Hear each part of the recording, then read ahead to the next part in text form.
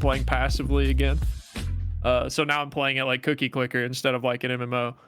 But I've been watching a lot of Kitchen Nightmares. Yeah? Never watched Kitchen Nightmares. Is that Gordon Ramsay one? Yeah. I think that show is like, I don't know. I feel when I'm brain off watching the show, I'm like, entertainment. But it does seem, I mean, all reality shows are like that. Yeah, it's just like perfectly calculated. Also, yes, Maker, I have seen Hotel Hell. I've also been watching that.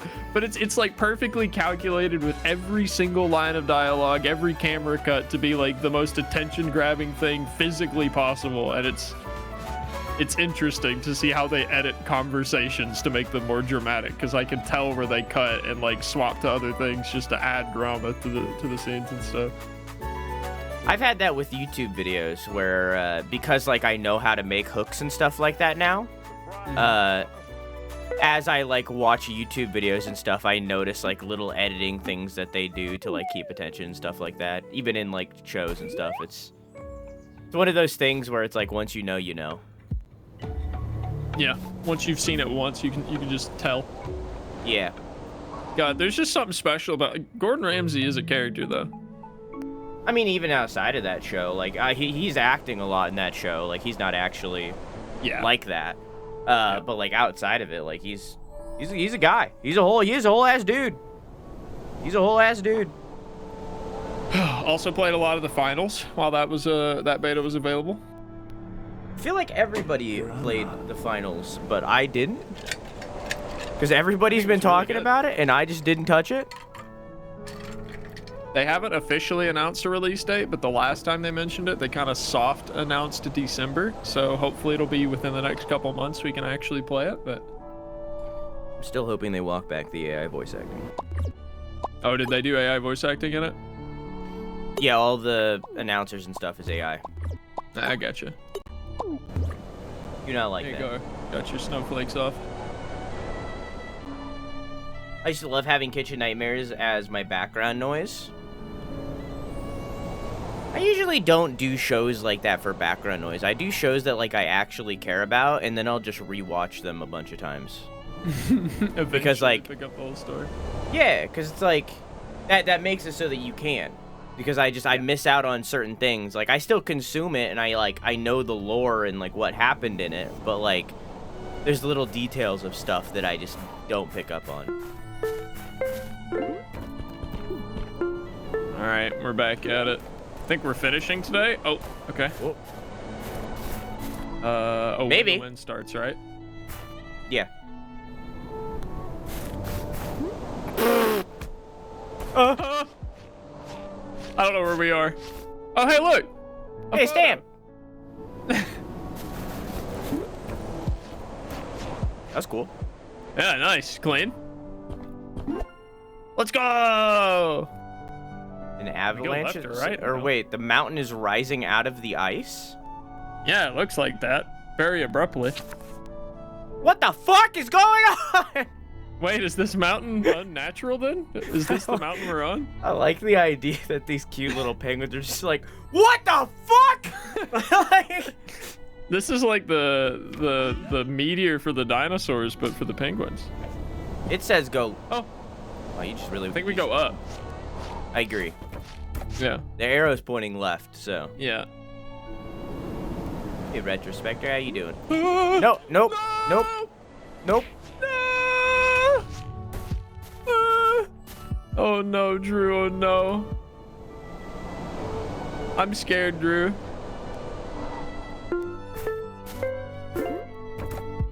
This is the red path. It is? Oh. Maybe not. Maybe down there is. Oh, okay. I think we did this before. I think we did too. I think we have to swing left. Oh, I thought we'd just jump with the we wind. ran. You're right. Yeah, we ran. Yeah. Okay, I remember now. Okay. You want to time it? I'm ready. Try to figure it out? Wait, I think just the moment that the platform stops moving, we can go. Okay. Finishing today, are we? I don't know. Oh, it doesn't look great. You know, I'm gonna be honest. We fell pretty far right when we started.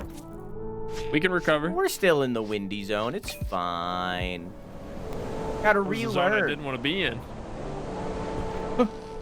See, I'm not here. I'm not here. My brain's off. I'm not in it. I'm not in it. We gotta relearn. We gotta, what's the word? Warm up. I can't breathe up here. The air's too thin, man. It's okay. You'll adapt. You'll grow. And all of a sudden, your lungs will be better than they ever were. And then we'll go back down to surface level, and they'll explode, and you'll die violently. All right, next wind. Is this thing behind us the sun? Yeah. Huh. I feel like it should be a lot brighter than it is. But, you know, whatever. It's fine. You're right. It could be the moon.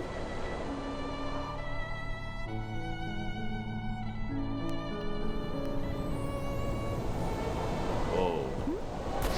Nice. I thought it was the moon. I don't know. All right. Okay. I had a thing I wanted to discuss. Actually, I didn't mean to push that. What's up, home doggy dog? It is related to the finals. And your opinion on just like a possible thing that I could see happening in the future. But in the finals, they had a battle pass, even in that little open beta, but it was completely free. There was no even like. No. Oh wait, we need the win for this. There was no even like insinuation that there would be a way to purchase the battle pass, which was interesting to me. And the battle pass was sponsored, air quotes, by a fake energy drink company called Ozpuse, which was all over billboards and everything in the game. All the cosmetics for the battle pass were themed after it, so on and so forth. So my thought was, how would you feel if a game like the finals came out? It's very good. Everyone enjoys it. It's a polished, fun experience. It's also completely free, including battle pass. There's no microtransactions. But real life advertisements are plastered everywhere in the game. There's like Coca-Cola skins and Burger King skins and shit like that. It depends on how it's done. Depends on how it's so done. like games like the sports games like Madden, NBA 2K, so on and so forth, they already do that. Obviously they're greedy as fuck and they still have battle passes and it's a $70 game, so on and so forth. But like they have in-game advertisements. That are like naturally in the game, like it's just little logos, it's just things on like the banners and stuff like that. Like it's very naturally in the game, and I think that that's really fucking good. Like you're playing Fallout, just as an example, you're playing Fallout and you're walking down a road and there's a billboard that's a Coca-Cola ad. I think that that's incredibly natural and fine. Instead of the Nuka-Cola that is currently there. I think that that's incredibly natural and fine. If it's like what the UFC game did, which I don't know if you remember, but they had in-game advertisements, and before like the UFC version of like a kill cam, like a replay kind of thing, they would play just a 30-second ad that would cover your entire screen. They'd have like a banner ad, like I remember it was The Boys was the big deal. It had a big The Boys ad. Just covering the whole screen. So that's bad. But if it's something like this battle pass is sponsored by what's that one energy drink, the powder? Gamer Fuel, G Fuel. This is sponsored by G Fuel. And then like maybe like you like when it levels up, it like plays like a little like 5-second ad for like G Fuel or something like that, or like it has like maybe for that season there's like it has like a special stinger transition with things that like has G Fuel's logo, you know, or something like that. Yeah, I like something the idea that's, like, of little. a seasonal sponsored battle pass being free, but like a real life sponsor. I actually think that's a really good idea for monetization for the gaming industry, if it means getting out of the gamers' pockets a little bit. I remember when bits first became a thing. Yeah. I remember when bits first became a thing, you could watch ads to get bits for free. Oh, that was weak. I do remember that, yeah. You get like 5 bits at a time. Yeah. And they took that away. Yeah, they took that away because Twitch's ad service was trash, and that's the whole reason it's gone. But something like that. Ads for nothing. where it's like you watch the ad, you get a little bit of in-game currency, which you could then use to level up the battle pass. I think that'd be fun. You know? Stuff like that. Where it's like, it is like video game interrupting, but you get something for doing it. I probably should have done that. We both did it, but at different times. Yeah. I remember those glory days. I got lucky and got 100 bits one time. Damn. Yep. I only got like 5, maybe 7 if on a good day. All right. I remember 25. I think it was like 25 for me about every time. In-game ads are what mobile games do. Yeah, I think that just like AI voice acting, which I think can be a good thing in certain aspects, or AI art, which can be a good thing in some aspects with the tools, I think that even though there are ways that it could be used well, greed will take control and it won't be used that way. Yeah. So, like, I think in-game ads like that is a good idea, and it could be good, but greed will very quickly dominate that conversation, and it won't be good. Yeah, I think you're absolutely right. Well, that was a little scary. I think in a perfect world, there's a lot of, you know, really cool stuff that could be done with AI and things of that nature, but it just never will. Far from perfect world, yeah. Yeah. The idea. I mean, it's the same thing. Sponsorship for the finals was also inspired by. I saw this company that was like handing out free water bottles to people. They weren't charging anything for the water. They were just they have ads on the bottle. They have ads on the bottle. Yeah. And I was thinking, man, that would be. That's like super consumer friendly. Yeah. Very cool. I mean, it's the same thing with things that like aren't overall negative, like a live service game. Like there are good live service games out there. The finals would be included in that, it sounds.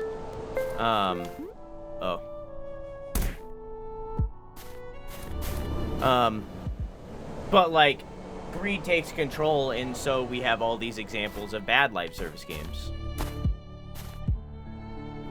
When the wind stops, I think we just have to run for it. Okay. Hey, Blitzy. Go fast. Go quick. Let's go. Just in time. Welcome in, Blitzy. Playing Tears of the Kingdom. Ooh. Oh, sorry, I got distracted. I was watching a clip I shouldn't watch. Spoilers. It's all good. I'll pop. I'm doing great, Blitzy. Welcome in. Playing Bread and Fred with Drew. If you don't know what this game is, it's getting over it, but penguins and fun. Hey, Blitzy, I'm Drew. Hopefully we'll get back to where we started today. All right, I can jump on the next one. Okay, all right. It was almost there. Okay, I can jump on the next one. It was very close. Let's get back here. Oh, okay. And then walk. Yeah.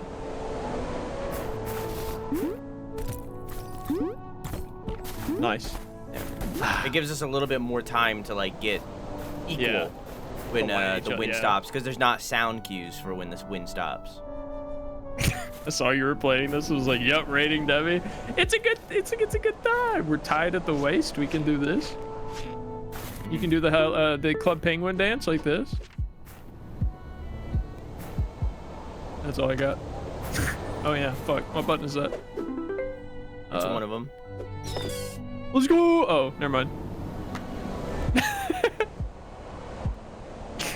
I still like our little superhero costumes. Oh, we need to wait for the wind, right? Ooh.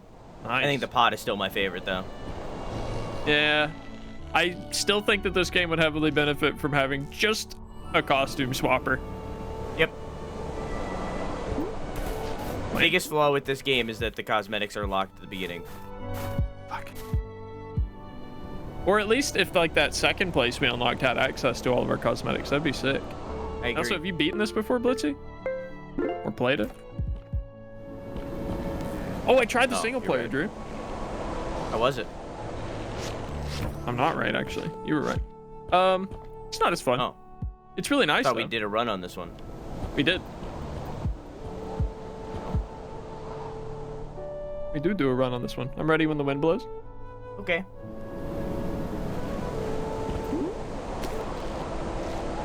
Just watched you play. It's a good time. You should play it too. All right. Next I feel like we're in an era. Hang on. I feel like we're in an era of people producing lazy content based on taking other people's content. Look at how TikTok and YouTube Shorts have been going since COVID. The content stealing is the main reason I've never been on TikTok and have no plans to join. I don't think we are in an era of that. I think we've been in an era of that for like the last decade. The difference is because of the invention or rather introduction of TikTok, and also Jack Films with the whole sniper wolf situation. I don't know if you know about that, Devvy. I haven't really been paying attention. I've heard the name a lot recently, but she just steals content. That's all it is. And then she like Gotcha. doxed him and something. But like that's the main thing of this conversation is that she steals content. Because of like him drawing attention to her doing it, it's made it more of a conversation piece. But I think it's always been negative, especially when you don't content the creators or you don't get consent from the creators. I think that it becomes incredibly negative.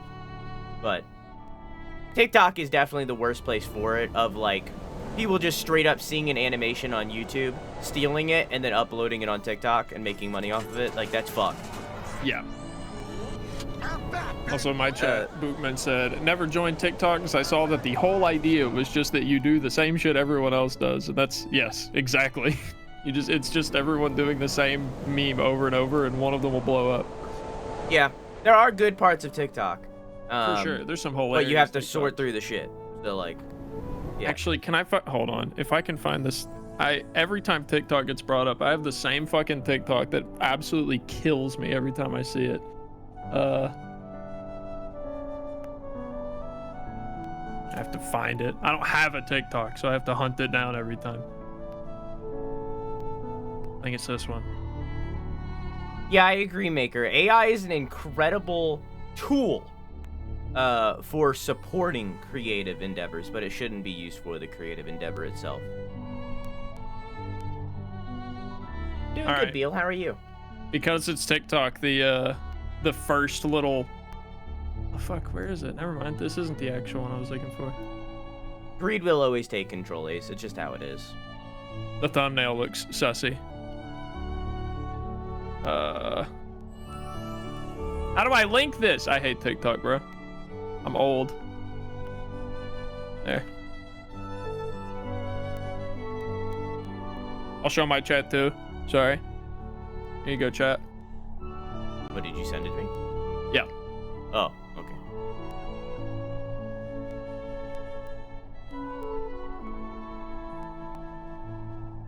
It does look very sus.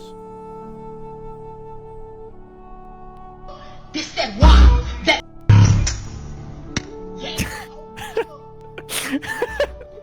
I fucking love that. Someone's following you? Here, let me look at the window. Oh yeah, one behind. No, two behind. Behind. They're pushing. They're pushing. They've got a gun. Oh, he tapped you twice. Oh my god, you're knocked. You're knocked. They're going for a finisher. Oh my god, you're dog shit. That's really good. Yeah. See, the unfortunate thing is, backing up what Bookman said in your chat, I've seen that before. It was in relation to like a mom coming up the stairs after finding a kid's report card. Like, she's found the report card. She found the report card. She's coming up the stairs. Coming up the stairs. Yeah, like it is that kind of thing. So Yeah, like I've I'm seen sure that it's been exact done to joke death. of like that's exactly what Bookman was saying, is that like you just do the same shit everyone else does. I don't know which one of those came first, but like one of them did, and they definitely copied off of either someone else or each other. And that's just the one I happened to see and think was funny. Yeah. Yep. Not to be political, but there was a deep fake of Gigi Hadid that made her say some political stuff that was against her stances. I mean, that's happening. I mean, like, don't get me wrong, the Biden, Trump, Obama stuff was fucking hilarious, but that 100% has been used and will be used for some fucked up stuff that a grandma isn't gonna understand as technology, and in turn, yeah. So, okay, now I'm ready. Okay, next wind.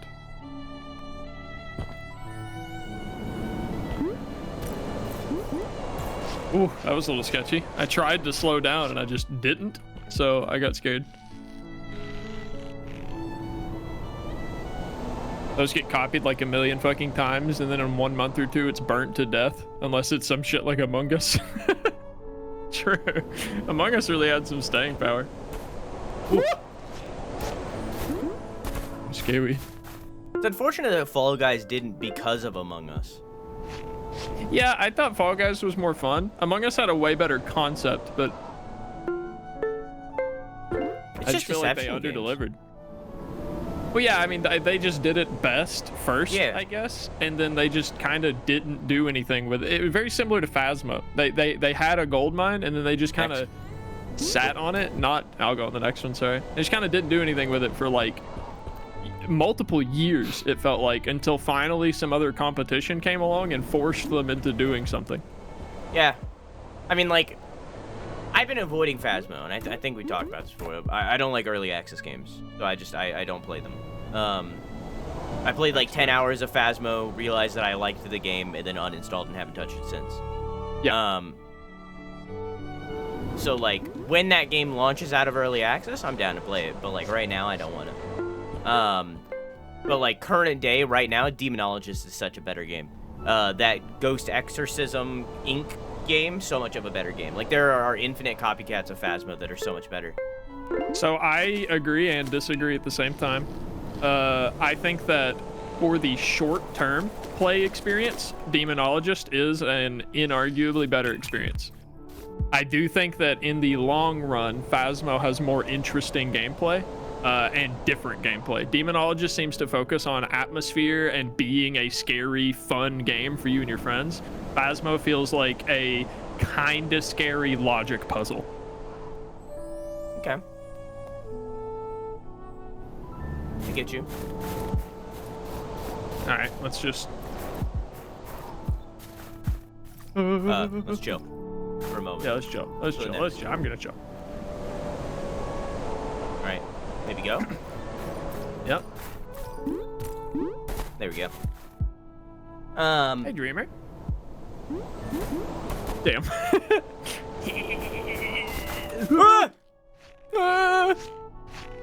I'm looking forward to one day trying Phasmo again. I really hope that you invite me to play with you when you do. I really like Phasmo. Do this? Yeah. Devvy high key spitting facts. Look, I played a lot of those games, okay? I love those games. Cool.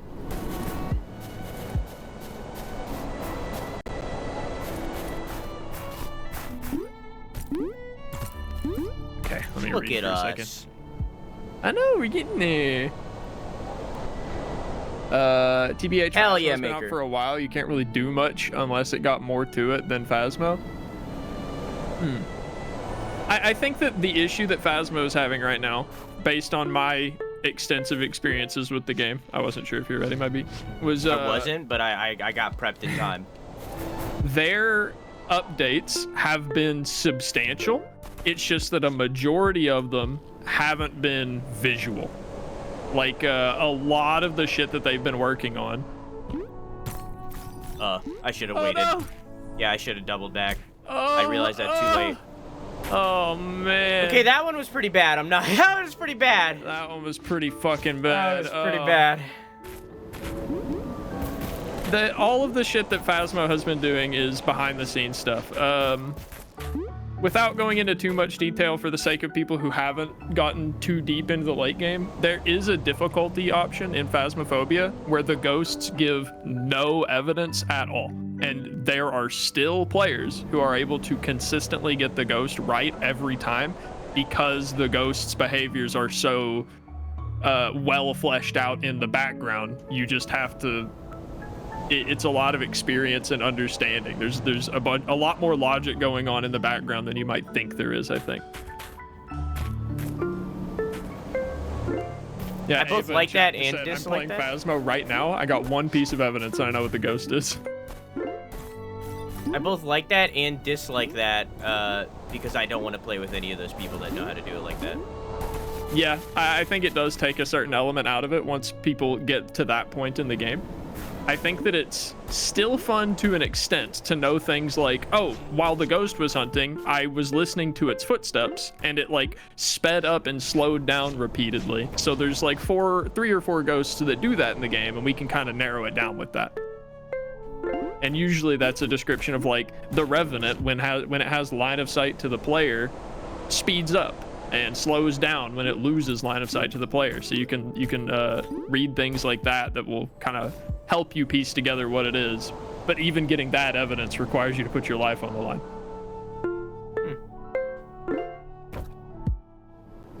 I don't know.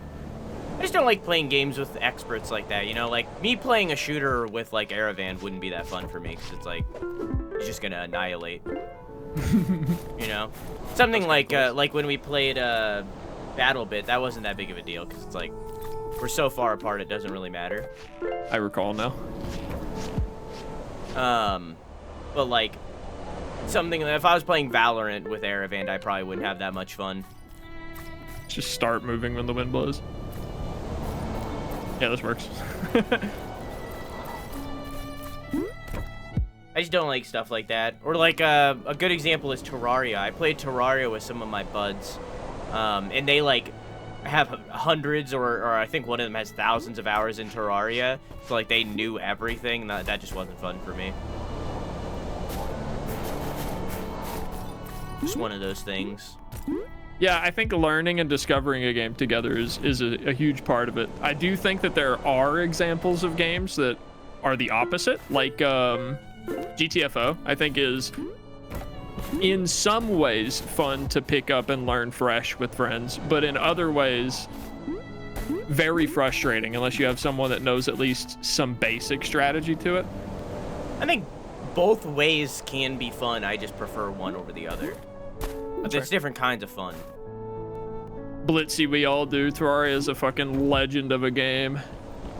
Also, I meant to say this a moment ago. Maker, good. I hope Kentucky and whatever the other state was also votes for it, because then we can beat it out of Senate.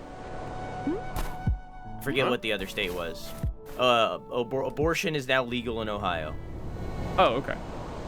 And if Let's we get go 2 Ohio. more states, I believe we can win in Senate as well. Oh, yeah. We're running on this one. But you're right. I've done this every time. Hey, Usa, thank you for the lurk. Hey, USA, I love you, USA. Happy 37 months. Thank you. I feel my age. I didn't even jump. I just fucking beefed it entirely. Jeesh. God damn, 37 months. Like almost a year. Yeah, almost a year.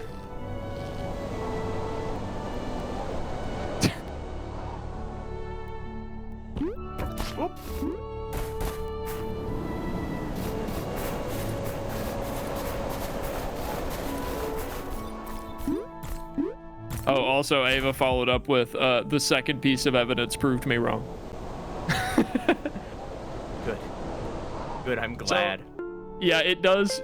Like, me saying that you can identify the ghost with no evidence sounds like the game gets too easy, but it's still just like in those tense situations, even with people who know what they're talking about, a lot of times it comes down to the very end where you're like, fuck, man, I don't know, it's one of these two, and someone's gonna die if we go back in the house to test between which one it is. How are you? So, you know, we have like choices to make of risking our lives versus leaving and taking the gamble, right? Yeah. I get you. It's just like when like it's actual like experts. I didn't mean Ava in specific, but like when it's an actual like big brain MLG plays expert at a video game, it's like Oh, for sure. When you know everything. Yeah. I like experiencing things fresh with people. Probably shouldn't. At least to some degree, you know? Oh, actual experts, unlike me. Sure, Unless You're I'm right, going Ava. in with like a, yeah, unlike you. Unless it's like something where I'm like going in with the intention of learning, then that's different.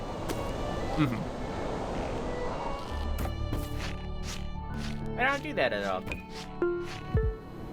That was kind of good. Like that's it. Like we could have. Yeah, we could have done it. Misclick, but all right, I'm ready on the next one.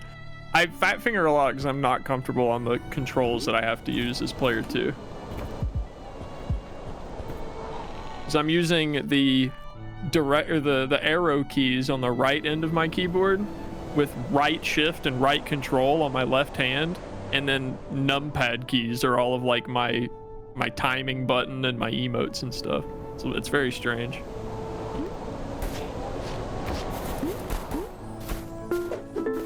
I have not experienced it at all. When you did single player, did you do with controller? No, and it felt even weirder doing it with WASD after getting used to playing with the arrow keys and like right control and shit. Nice. All right. Gone insane Ready? yet after your Hollow Knight BS? Oh, that was a long time ago. I'm good. Went more insane at like Haunting Grounds than I did Hollow Knight. Hollow Knight was easy in comparison. You look like you're going insane playing Five Nights at Freddy's. Yeah, fuck that game. Bro, I had so much fun watching Junk play Outer Wilds. Also, I'm ready. Nice. Yeah, it's unfortunate that he had tech issues for like 2 hours, so I didn't really get to watch that much. I know, but I'm so glad he got them working, and I can confirm for you that he is enjoying it now. So. Good. I mean, I had it on my other tech monitor. I issues just would, didn't have like, sound. I thought that the tech issues might have, you know, fucked up his mood and made him not really want it. Both Kansas, Kentucky, along with Ohio? Fuck yeah. One state at a time. Is FNAF your hard game? I wouldn't say it was hard. It's just a bad game. Just not fun. Just not good. In my opinion. A lot of people love that game. All right, I'm ready. But I don't see the appeal.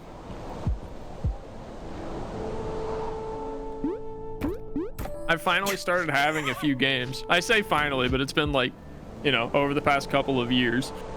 There have been a few game series that I look at and I'm like, man, I'm just gonna miss out on this one because I'm old. I don't think of Except FNAF as one you're example. old kind of thing. There's a category of horror games that FNAF fits into that feel like they were not made to be horror games. They were made to market and sell merchandising to children. We actually had an argument about this during that stream. So the official genre of Five Nights at Freddy's, the officially recognized by the gaming industry genre, is jump scare horror. That's what Five Nights at Freddy's is. That's what My Friendly Neighborhood is, so on and so forth. There's a bunch of them. They are officially jump scare horror. But as a Yam just said in my chat, along with games like Poppy Playtime, or My Poppy Friendly Playtime's Neighborhood, another or example, so on yeah. and so forth, all of them, I think, and it's not an official, chat was like arguing with me that it was, but like it is not anywhere. It should be called mascot horror. Not because of what you just said, where it's selling things, although that is a side effect of that, but because it is a horror game that is primarily focused on the villain's marketability, and the villain's presence, and the whole game surrounding that villain. So for Five Nights at Freddy's, it is primarily Freddy, but how also his like entourage. For My Friendly Neighborhood, it's all of the puppets. I didn't play enough to know their names, so I can't point out one. For Poppy's Playtime, it's Poppy. There was a Furby one that had like one Furby that was like the standout. Like it's every single one of these games of like, that should be called mascot horror. The merch and stuff like that, of the marketing with kids, that's a side effect of it. But the genre should be because of its focus on the single character. Or the characters surrounding them. But yeah, that's what it should be. And I don't like it. I don't like that genre. I don't think it's an old thing. I just don't like the genre either. Like I think it's not good. I wonder if, like, okay, so to play devil's advocate for this decision on changing the name of a genre, how would you separate something like Alien from being a mascot horror? I think to a degree it is, but I think it comes down to gameplay. Like, you could make an excuse that the Friday the 13th game is a mascot horror because Jason. However, that is instead a reverse horror because someone's playing as... I'm so bad. Because somebody's playing as Jason. With Alien, the primary gameplay element that outshines the alien's presence is the overall survival horror gameplay. So in turn, it's a survival horror before it is a mascot horror. Yeah, like Ash, the Evil Dead game, that would be a reverse horror because somebody's playing as the monster. Or Evolve, the best example of this that needs to come back. That is a reverse horror game. And that would outshine the mascot horror genre. It's whatever is most prevalent. Like a good example that actually happened in the gaming industry is I'm very passionate about this because I was just writing a video and recorded and edited a video that I scrapped about this. Silent Hill is the Silent Hill games are like known for starting the psychological horror genre, right? That's like their primary thing is that, like, they're the foundation of that genre.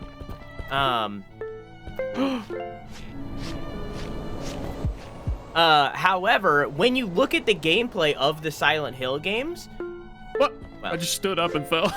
When you look at the gameplay of the Silent Hill games, they're a survival horror game. Like, that's what they are. But because of their focus on the psychology of the main character, it becomes psychological horror over that because it outshines that medium. So it's whatever, like, genre is most prevalent, is what I'm trying to say. Yeah. And it all comes down to, and this was, like, the point of the video, horror is a storytelling genre. It's not a gameplay genre. Like, we always say horror like it's a horror game. That's a storytelling genre. So it's like, it all became confusing because of that. When you say survival horror, like, horror is the storytelling, so does that make it a survival game? No, it's not a survival game. So it's like you're using a storytelling genre to describe a type of gameplay, which just, in my opinion, shouldn't be a thing. They should very much be separate in my mind. Amnesia is a psychological horror, yeah. I would say Amnesia is more of a founder for psychological horror than Silent Hill nowadays. Yeah, Amnesia was definitely, in my eyes, it was like the horror game that kicked off the big horror game trend for a while. I agree. Like, there were horror games before, obviously, with like Silent Hill, Resident Evil, stuff like that, even though those focused a lot more on being action-y, I think, given over time, definitely. They came out, but like, man, Amnesia was the time period that, like, PewDiePie, Markiplier, like, all those people started popping off because of that game. And I remember that time period. Amnesia was a crazy good game for when it came out. It came out at the perfect time for YouTube's, like, it did. Bubble. To me, mascot horror is a game where the creature is either a toy or a suit/animatronic. I think it's, or at least what I kind of agree with Drew's description of it, where it's more or less just kind of where they focus more on the marketability. Like, they care less about the creature being scary and care more about it being, like, recognizable, iconic, and sellable. Yeah, like I said, you need to Returnal was so good. I like that game a lot, actually. I haven't played it yet. Don't have PS5. I'll be ready to go on the next one. It's on PC. I played it on PC. I'm ready. I need to get it. Maybe when I get this new PC. I probably shouldn't have been standing up, actually. You were right. Bookman, I think part of that comes down to, again, that it is a storytelling genre. So it becomes complex. It all comes down to that horror is not a gameplay. Like, it's... But we treat it as if it is. To answer Ayom's question, I don't know that I would call Lovecraft a genre, but it is a genre in the same sense that Souls-like is a genre. It's just comparing elements of something to something else. Souls-like is comparing the gameplay elements. Lovecraft would be comparing the themes. I think if anything, it's a sub-genre is what it is. It's a sub-genre of the horror genre. All right, I'm ready. in the same way as that we have like dark fantasy or high fantasy. You know what I mean? Mm-hmm. He just kind of established his own subgenre of horror, which is really cool. Shame that he's an awful person. Yeah, that's what I was just about to say. I would love for us to, at some point, phase out the term Lovecraft and instead say Eldritch. And classify all that as Eldritch, but I know that's a hard thing to get across. Yeah. Stress mechanic. Damn, this is so Lovecraft genre. Yeah. They gave me an insanity meter. Is this a Lovecraft game? I remember at one point while we were playing this, I ran was like an Eldritch theme. Even default D&D in general has Eldritch monsters. I mean, like, you gonna tell me the Mind Flayer isn't in some way based off of Cthulhu? Like, there's no way. That's like, to some degree, that is Cthulhu. I learned a lot more about them because of Baldur's Gate. I didn't really know a whole lot about Mind Flayers. I think it's one of those things that there's an expectation that if you've played D&D for a while, you'll just know about that shit. So, like, I just never learned about it and got one hit by one in a campaign one day because I had never encountered one. And whew. I knew quite a bit about the Mind Flayers, but I didn't know anything about the Githyanki or the plane until I played Baldur's Gate. Yeah, I wasn't very familiar with the Gith myself. I knew they existed, but I didn't know anything about them. The Tarask is a kaiju, and you can't convince me otherwise. I'm not going to try to convince you. You're right.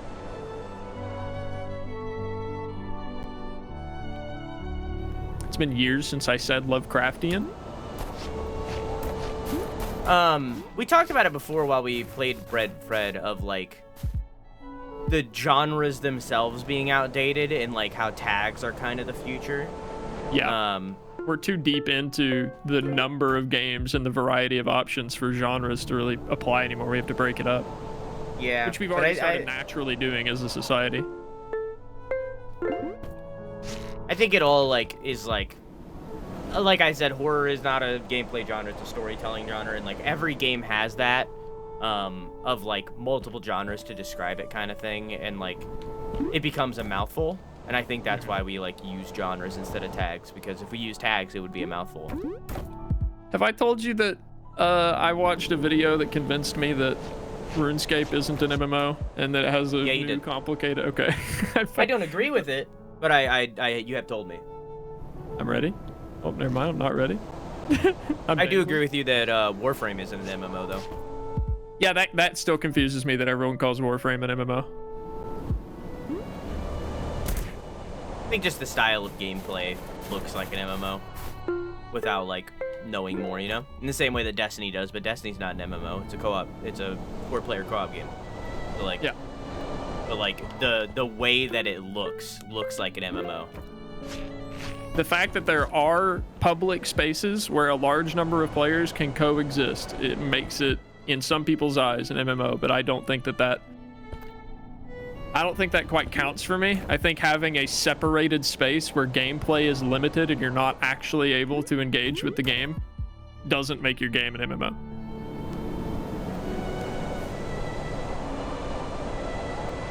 Like, I mean, in a technicality it does, but the understanding that we have... Oh, fuck, I jumped early. Whoa. Huh.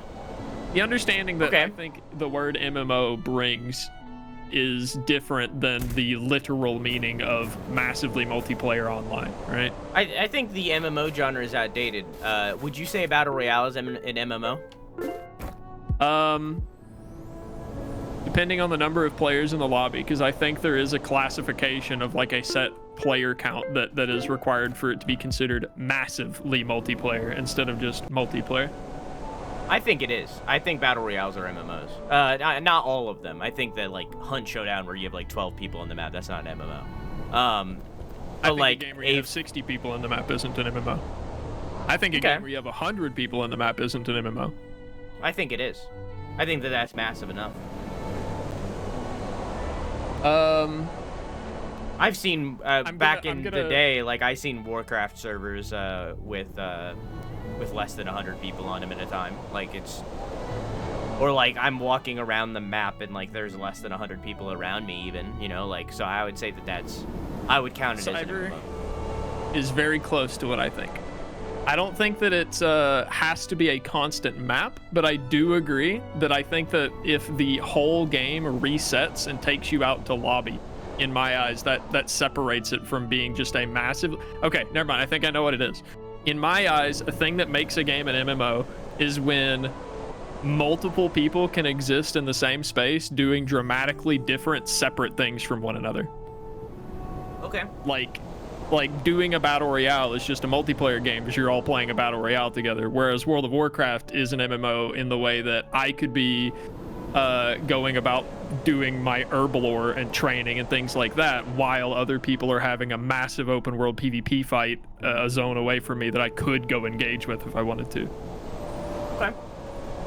I get you.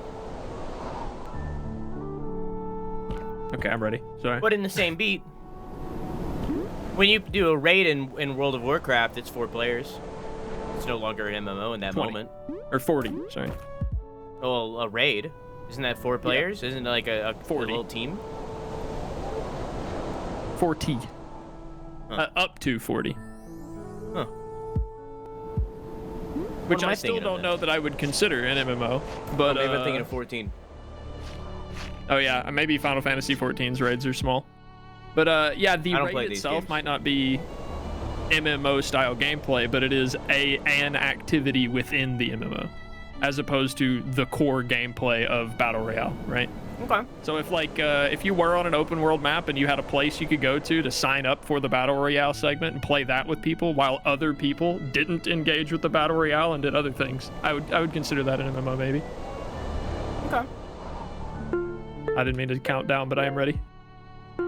I'll go. Ooh, that was good timing. That wasn't.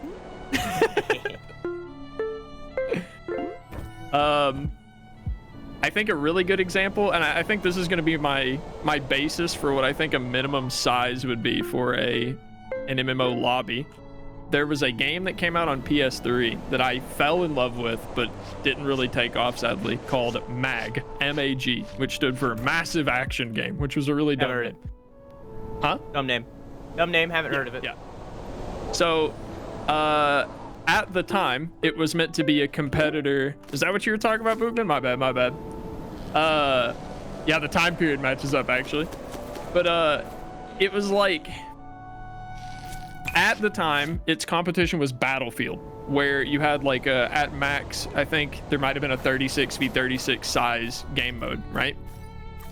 But MAG came out and boasted 128v128, which was a pretty big step up at the time when that wasn't really an option in other games.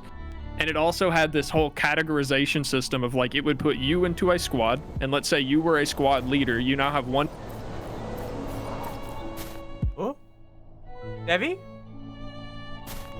Devvy? Oh, Oh, can you hear me now? yes. Oh, I think I bumped my mute button. That was terrifying. I'm sorry. Whew. Anyway, yeah, it was just 128v128 Battlefield with an organization system that put you into squads. So you'd be in a 5-person squad. Squad leaders can have a special chat that they communicate with the other squad leaders in your platoon. The platoon leader can listen into squad chat and can communicate with the other platoon leaders. And then there was a Very ahead of its commander who time. communicated with everybody. So yeah, Very ahead it of was its just, time. it was so ahead of its time, and it was amazing. I loved it, but it just kind of died because it was just some shitty PS3 game with an awful name. All right. I think that happens to most multiplayer games that we never heard of. You're not wrong. You know? I hate this fucking jump. All right, when this stops, I'm counting down and then we move. Let's go. Yeah. You're right. I'm stressed. I'm overthinking it. I know a game in development that's just like that. Please tell me. It does sound like PlanetSide 2. It also sounds like BattleBit. It also sounds like Battlefield. It also sounds like Squad. It all the list goes on. Like it's ahead of its time. Is what we're saying. Mhm. What he's saying. I'm not saying nothing. I don't know you people. Who the fuck are you? Help. PlanetSide 2 was really good. That was an incredible example of, I think, the only real MMO FPS. I started playing that, and the only reason I started playing that was because Total Biscuit advertised it. So it was good for its time. If they released like an updated engine or something, I think I would love to play it again. But it's just so dated now. I imagine making a game like that is not an easy task. I think you're absolutely right. I don't know. I feel like I literally just want an asset flip of it. Like, throw the assets in fucking Unreal 5 and just throw on a couple features and leave the game exactly as is, and I would play it again. I get you. Honestly, I'd like that for a lot of games. Like, yeah. If Call of Duty Black Ops 1 came back with, like, fucking current day COD graphics, like, I'd fucking love that. That'd be amazing. Well, got a little bit over eager there for us. It's okay. It's okay. It's okay. It's okay. It's okay. Okay. All right. I didn't know what to do there either. Fuck. Damn. We got so excited. We got so excited. We went too early. Fuck. All right. That's fine. We won't make that mistake again. Squad as a game itself does make a squad actually have a reason to be a thing, instead of something for perks and spawn like Battlefield does. Yeah, Battlefield squad system feels like it's just a party system, you know. Same thing with BattleBit. I feel like all these games that give you the ability to create a squad like don't actually put any thought into the depth of what am I doing? I'm ready. Into like the ability for us to work together and do things as a team. And I agree. However, if you do work as a squad in a game like BattleBit or Battlefield, you become an unstoppable force because nobody else is. So that's true. Okay, I'm ready. It worked out. It's fine. Oh man, I really needed to go back to Tunic. I lost my save data on it after getting like 15-20 hours in and just don't really want to replay all the shit I did. The music was putting me to sleep, so I quit out on it.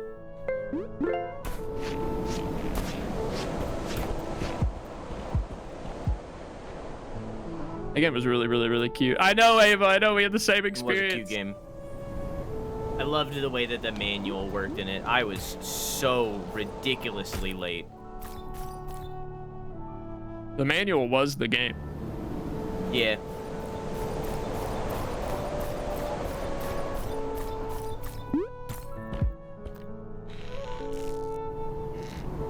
I have a different playlist for it, not gonna lie. I don't like that. Like, I could have just turned on some fucking A Link to the Past music or some shit and had it, like, fit perfectly, but, like, then it's not gonna sync up to anything that's happening in the game, and it's just gonna be playing, and I don't like that. Yeah, music exactly, is unfortunately what killed it for me. I definitely liked the music. It was good, it just didn't fit the vibe for super me. Nostalgic. Just lo-fi. Yeah, that's true. The exploration and everything, it reminded me so much of playing through like Link's Awakening.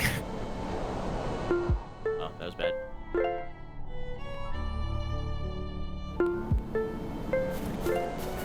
I see. Okay. You want to do it that way? Mm-hmm. All right. I'm ready.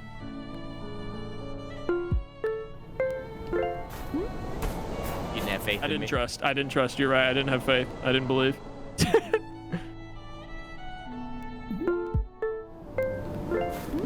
I had faith. There we go. Okay.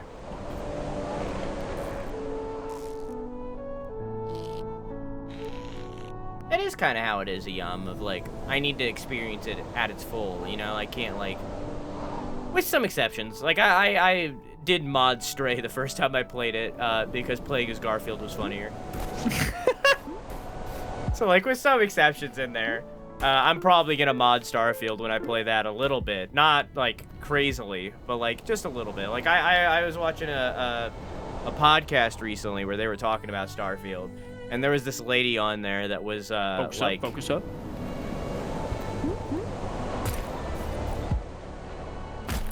Okay. And there was this lady on there that was like, she couldn't find the joy in the game, she said, until she like modded it to lose the face zooms on dialogue and enhance the combat and change the UI to be more PC oriented and blah blah blah blah blah. And it's like, then you didn't enjoy the game. It's just like if you mod the game to that degree of where it like drastically changes the experience, then you didn't like the game. Just because it has modding capability doesn't excuse all of the flaws in relation to the game. The modders, the mission to make the game good shouldn't be put on to the community. Like, I don't know. Hey, I'm Sharp. Hey, Robotic, how you doing? That being said, I know some like flaws with the game, like the ship combat has a stuttery reticle or something like that, and I know that there's a mod to fix that, and that's like a small little thing that doesn't really matter. Yeah, so I'm gonna mod that in. Are fine, but or like UI overhauls, or like just make the game poorly. Yeah, just like little things here or there is fine, but or like something that I think would be funny, but like isn't always present. I'm alright with that. Like, there's a mod for Breath of the Wild that changes all of the Hinoxes into Shrek.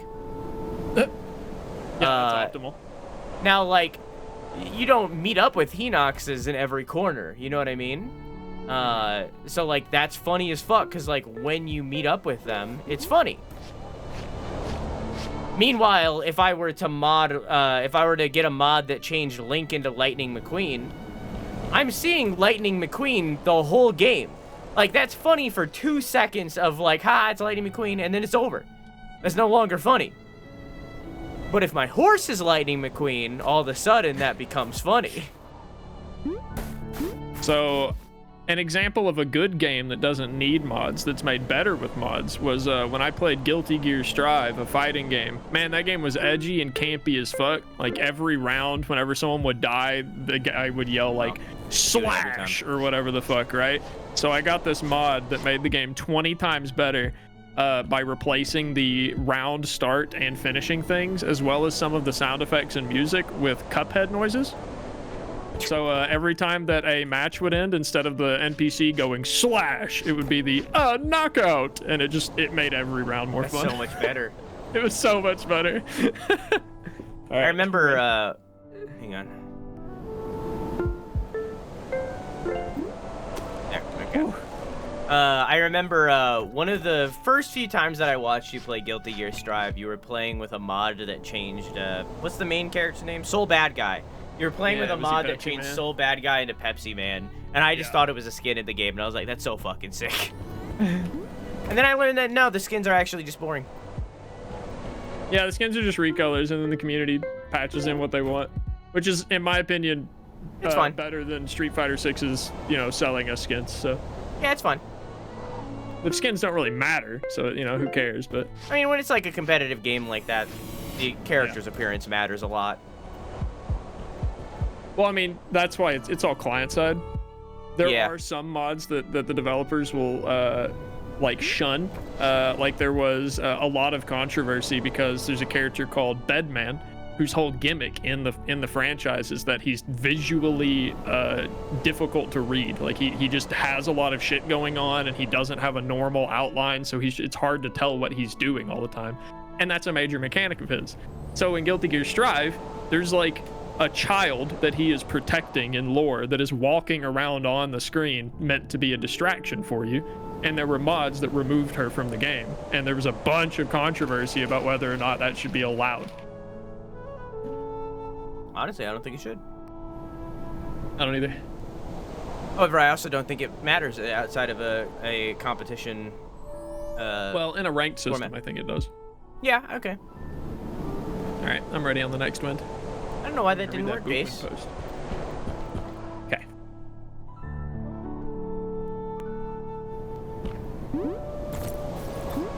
Fucking shit, why am I so bad at that? We'll make progress today. But to be frank, the only thing that... Oh, you go. It's your chat, you go. A HUD mod that displays information. Since you want to do the hardest difficulty, you need to understand the stuff you got for your loadout, and you need to know what the values they are and what cooldown and stuff. Are you talking about, oh, Payday 2?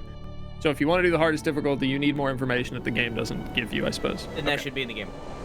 Yeah, I agree. It should be in the game. Unless that is intended to be like, finding the information is an in-game mechanic that you need to do somehow. I could understand, like Tunic figuring out the book. Yeah. Or maybe even not figuring out the book. Things like, I'm okay with the way Phasmo does it, with like all the ghosts have secret, like very slightly harder to notice interactions in the background that you pick up over time. You're right. Drew, what are you doing? We jump on go, not 3. Good reactions, good instincts.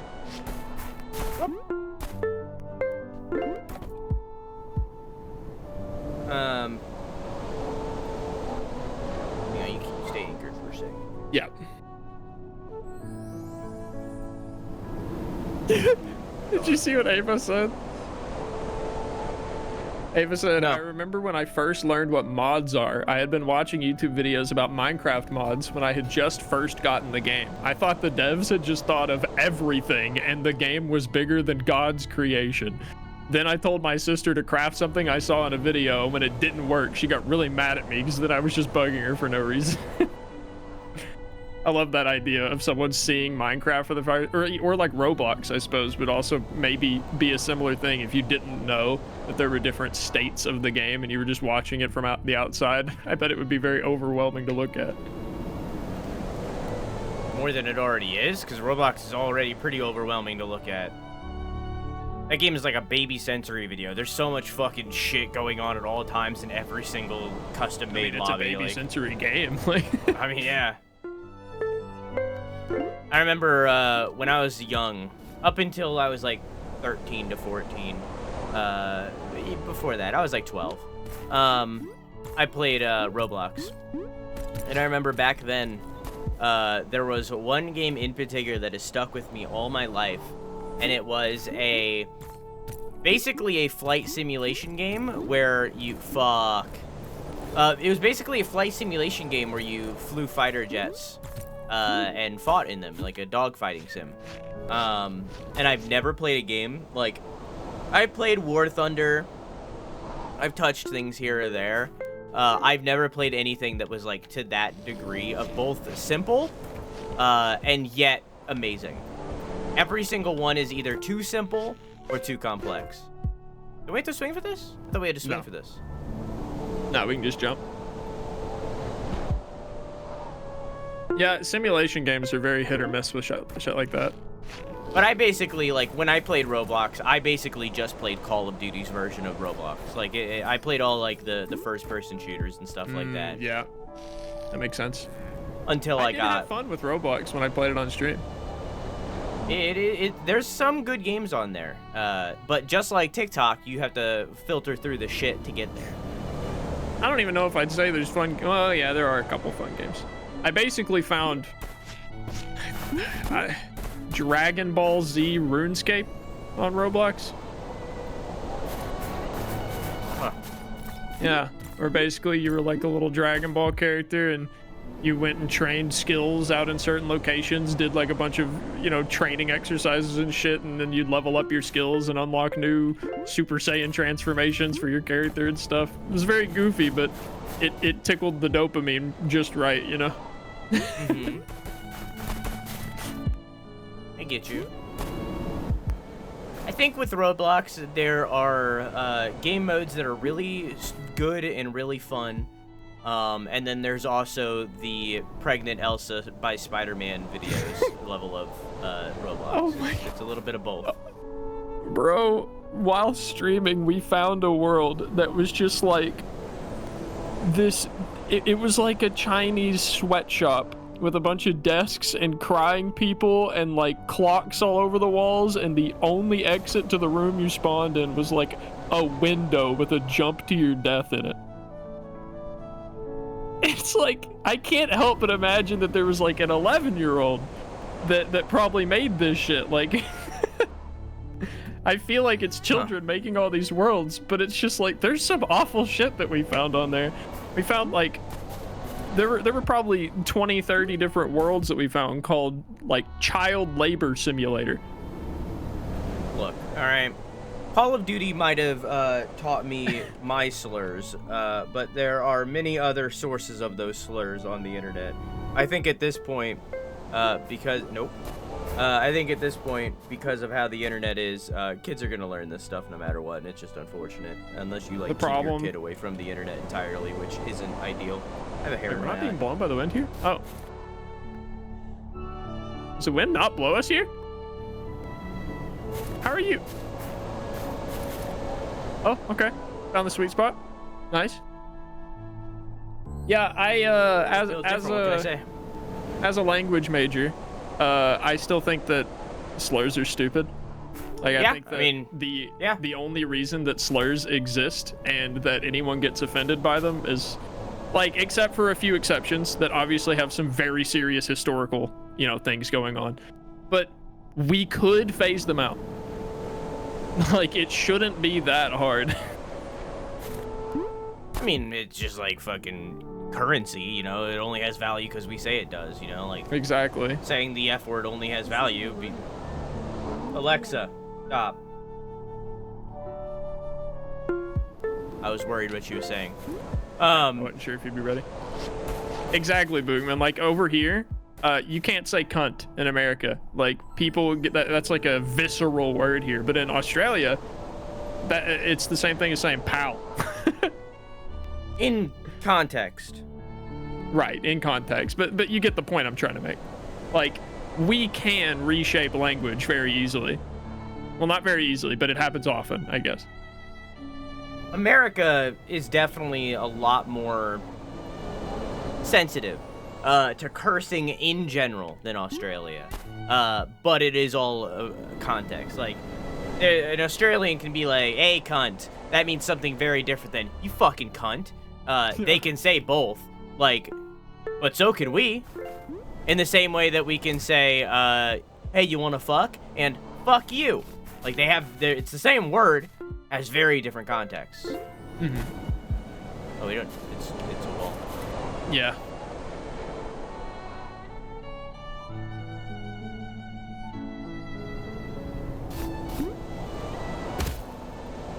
You were so much more ready for that than I was. I can tell. I was like not even looking at the screen and I heard footsteps and I was like, huh?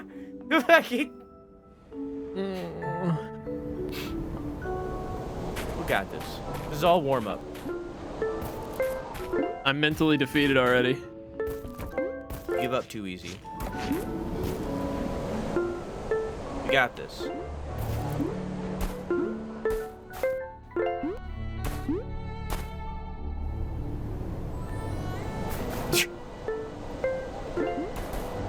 I like to imagine that you were judging me for jumping early so many times. You were like, you fucking stop. You fucking stop. You fucking hyperactive child. What the fuck? I was. I can't.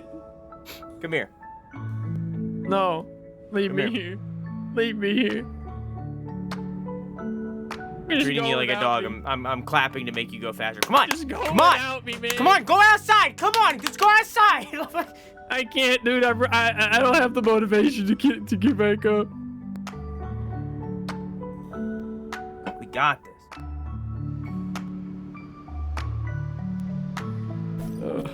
There's a Zelda movie? What? Yeah, something potentially recording for a live action Zelda movie. Like, rumor? I think soft confirmed. I think filming is starting. They don't have any like promo art or anything like that ready, but it was announced by Miyamoto. Link, please.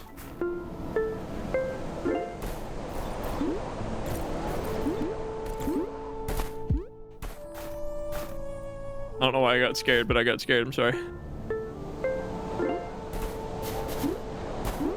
Yeah, that's fair. Good thing you did, because it stopped right when we were on. Yeah. Yeah, if anyone's also in my chat that could drop that link, I would appreciate it. Let's copy paste. Preach. Vertigo, how you doing? A little tipsy. How are me pinguinos doing? I wanna go see just in case. Okay. Wait, what's No, this? that's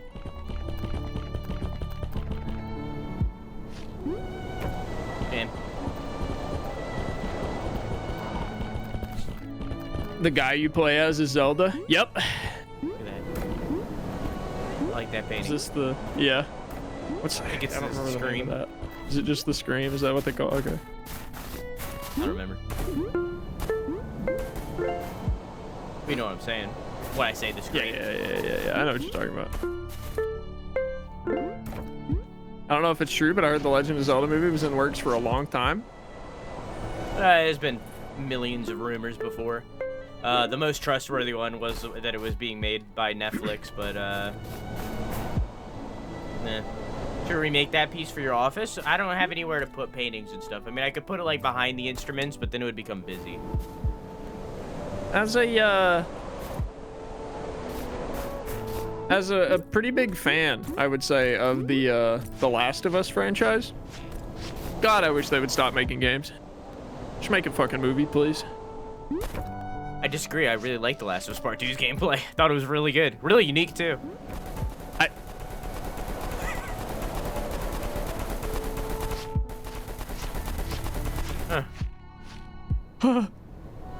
Okay. Okay. I also liked the gameplay and would love another game like it, just not with the same story or even a I similar one. am very excited to see. That was scary. A lot of delay there. I am very excited to see where they go with season 2. And I'm Oh, the prepared to be show? disappointed. Without saying any more, I'm excited to Yeah, see I what still- happens, and I'm excited, and I'm prepared. I didn't finish the show. I didn't finish season 1. I watched all but the last like 2 episodes. And Very it good. I just lost interest. Worth finishing.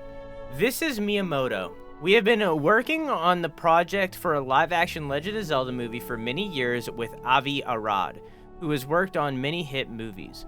This time, we asked Avi to be a co-producer, and Nintendo itself was deeply involved in the production, officially starting development. It will take some time to complete, so please look forward to it. Avi Arad. Is that who I think it is? I don't know who that is.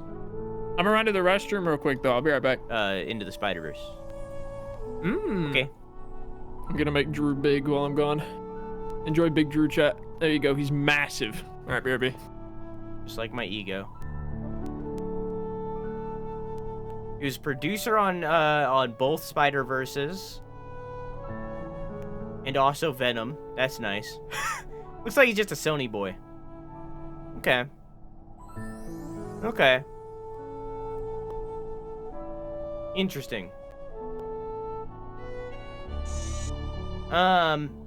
Good pedigree. Hi, Drew. You look very big today. I'm a big kid now. How my wrist is coming back, I mainly do 3D or traditional. Huh? I don't know. I don't know if I want a Zelda live action. Cause like, here's the thing. They're gonna make Link talk. And like, that's okay. That's good. Like, honestly, he probably should have talked before. But I'd rather that happen in a game. You don't know that? I mean, I think- don't. But, like, I feel like it has to. Hot take. Zelda's not a story game. I don't know what story they're gonna fucking tell. Disagree. I think Zelda's a fucking adventure game. Disagree. I think the original The Legend of Zelda is an adventure game and not a story game. I think literally the next game after that, The Adventures of Link, or whatever the fuck it was called, is then a story game. And I think every single game afterward, especially the 3D ones, are very heavily story-oriented, with full-on cutscenes and dialogue and story. I'm not saying they're devoid of story. Similar to how you were saying the mascot thing it takes more precedence over other elements of a genre. I feel like the feeling of a Legend of Zelda game is a lot less, I am going through a story right now, and for me at least was a lot more like I am going on an adventure and there's like things along the way that stop me, basically. I disagree, because Twilight Princess made me cry 3 times, and 2 of which were the story. 1 of which was because of a reference to a previous game, but 2 of which were the story. Fair enough. I guess it's been too long. I think it depends on the game. I think that a game like A Link to the Past is definitely less story-oriented than like an Ocarina of Time. But like, they very much are story, I feel.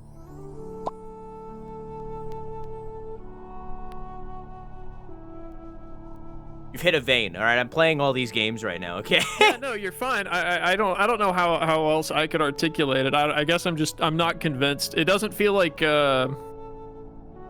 You feel as though the gameplay is the bigger precedent over the story. I think that I agree with certain games, but for the most part of the games I've experienced so far, they are equal. I think Twilight Princess is a pretty big exception for me, because I do think that one is a lot more of a story game than a lot of them that I remember. But often it felt less like, I guess it felt like less like my story and more like encountering other people's stories about my adventures and then concluding my story over the course of like a couple bigger events, right?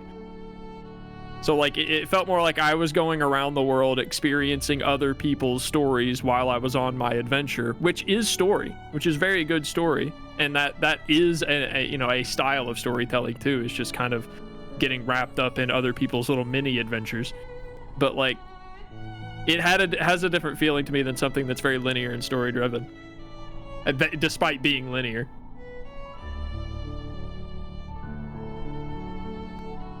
I think the story, what you just said to me translated to, the story isn't focused on Link, so it's not a story.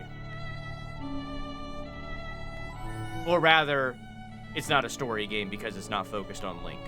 That's what that just translated to me. I don't know if that's what you meant, but that's what that translated to me. I'm using very anecdotal game feel from my experience of the story didn't feel like the point. I didn't feel like I was playing Zelda because it had a good story. Yeah, of course. So I was saying like Twilight Princess is a great exception for me, because that one felt like it was a story game. Skyward Sword is nearly only story because the gameplay isn't amazing. I didn't finish Minish that. Minish Cap is also, which is the next game. I'm going in order of timeline. Minish Cap is also a story game because the only reason that game exists is to explain the Four Swords games. Four Swords is almost exclusively gameplay. What's after that? Ocarina of Time is kind of both. I'd say Ocarina of Time and Majora's Mask are both 50-50. It could also be an element of when I played the games, because I was a literal child. Yeah, I think that this comes from that you probably couldn't read very good. I don't know. I think that majority of the games that I've experienced so far, and granted, I haven't done the left side of the timeline, which is where I would say majority of the gameplay-oriented games are. I've only done the middle, and I know of the games on the right. And I know that all of those... majority of those rather are like, then it could just be a perspective thing in my head, because to me playing a Legend of Zelda game isn't, ooh, I can't wait to see what cool plot developments they have this time. It's, oh, I can't wait to go on a cool adventure and travel through these unique dungeons and find cool equipment upgrades. And I think that that's true for Breath of the Wild. which is also true for the original game, for the Legend of Zelda. And then, you know, Breath of the Wild is based on the Legend Which of Zelda. I also still stand by my opinion of Breath of the Wild doesn't feel like a Zelda game to me, but it does feel like the best Elder Scrolls game I've ever played. In my opinion, it's not a Legend of Zelda game, so I don't know about Tears of the Kingdom, but like, yeah, I haven't Breath played of the Wild is one of the best games I've ever played, but it is not my favorite Zelda game. My favorite is now Twilight Princess. For a long time, it was Skyward Sword, but now it's Twilight Princess. Mine's currently Majora's Mask, but I do kind of want to replay Twilight Princess. I actually meant to. I looked into buying Twilight Princess so that I could watch my girlfriend play it. But it was 2021, and Twilight Princess was roughly a decade old and still $60, so I didn't buy it. Highly recommend powering through the Ocarina of Time, Majora's Mask, and Twilight Princess all in a row. Like, that was an amazing, different experience. You ready to unpause, by the way? Yeah.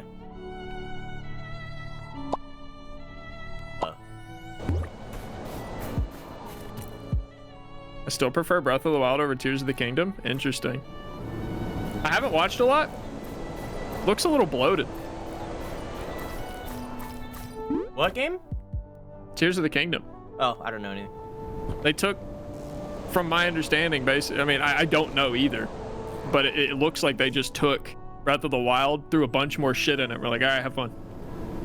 Like, obviously, I'm sure that there's new plot and stuff like that, but like they just added a bunch of tools on top of the already pretty varied toolbox you had, or maybe they replaced them. I'm not sure, but I would be a little worried about there just being so much shit that it's almost overwhelming, which is not necessarily a bad thing.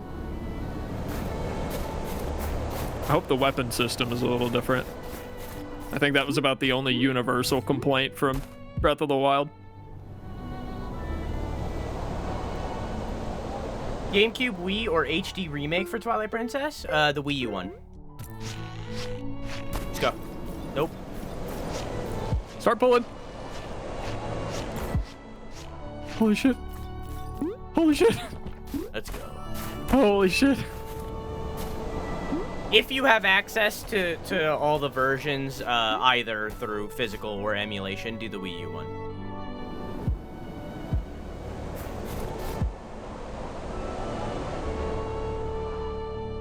Poor Wii U.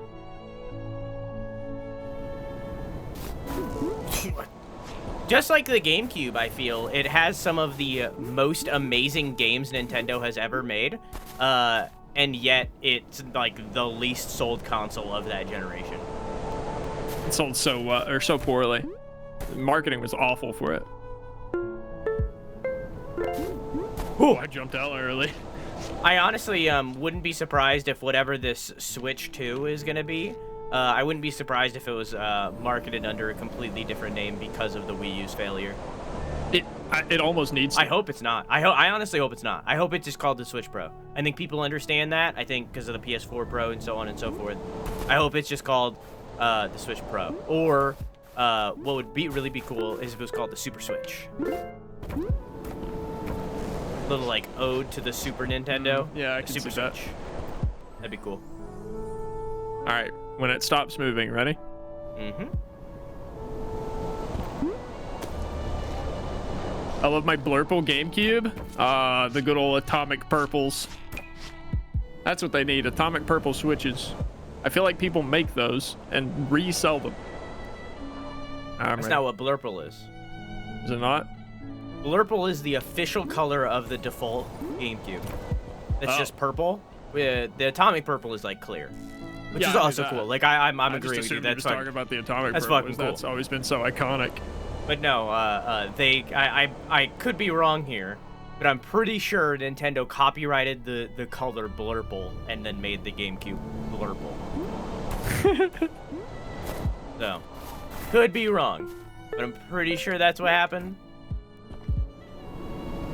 It's the actual name. I'm pretty sure. I mean, unless I'm thinking of something else. I wonder if I could find my original Game Boy somewhere. I still have the old gray brick. I think I do. Might be at my mom's house.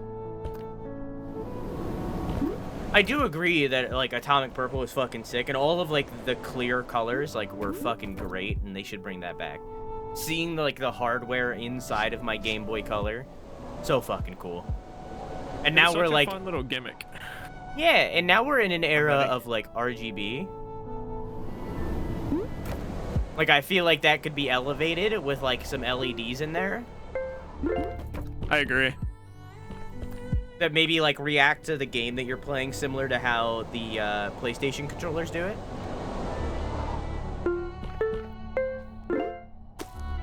But hopefully in a way that doesn't drain battery life like the PlayStation 5 controllers do. I'm gonna ask a dumb question. Just hope there's someone really conveniently smart on this topic in Twitch chat. They sell those like light bars that you can attach to the back of your TVs, right? And it like reflects, air quotes, simulated light shows and colors based on what's currently on the screen. How the fuck does that shit work? Is it just like taking averages from random portions of your screen or what? You know? So some of which is software. Also, hey Ace. Hi Ace Angel. Some of it is software where you'll have something like on your computer and like it'll look at the screen and it'll do the LEDs behind it. That's some of them. The one that I seen a long time ago is it was literally like a webcam kind of thing that you would attach to the top of your TV and it would aim down at the screen and then that would have the lights on the back. That seems so dated. There might be different solutions to it now, but like that's the one that I remember. And if I recall correctly, it doesn't do the whole screen.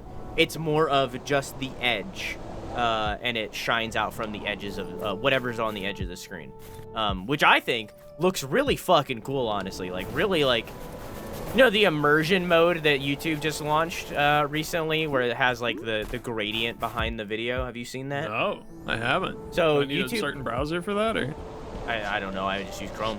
I use Opera, which uses Chromium, so it should be the same thing. They have like, when you pull up a YouTube video, you can do it right now if you want. It will. There's like an option to toggle on or off immersion mode in the little setting thing. I think that's what it's called. It might be something else.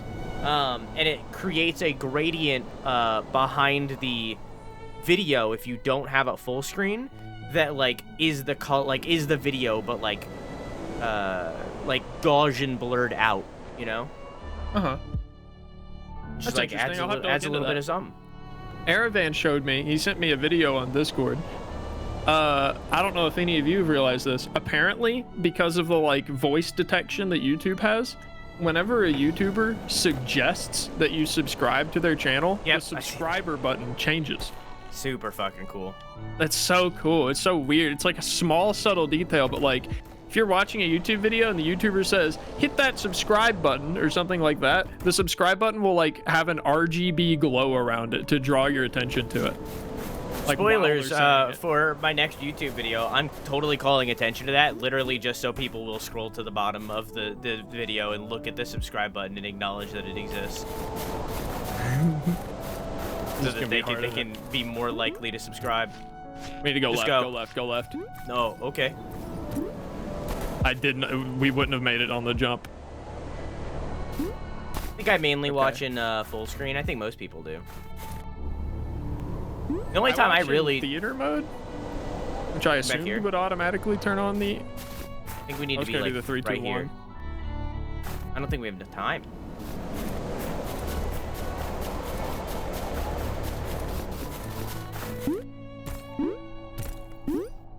Yeah, I think I can just time my running to you because I don't have the delay. I intentionally don't watch videos in full screen when I'm watching them on stream, so that the username of the channel is there, so that you can see it, and in turn I'm crediting them. I had an extension for Chrome that had immersion mode for like a year or two. Damn.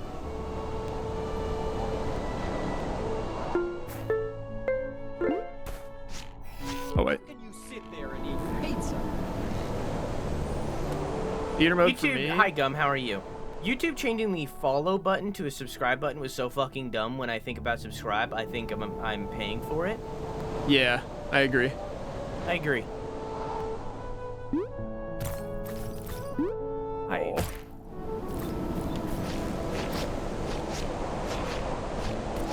You just hold it forever. Yep, strats. I'm going right. I'm scared. Oh. Go left. Okay, never mind. I'll stand Nope. still. Nope. Pull me. Okay.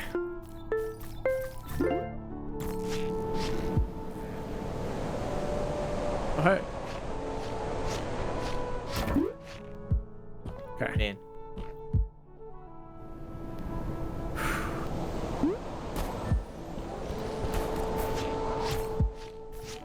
Damn, you pulled me off.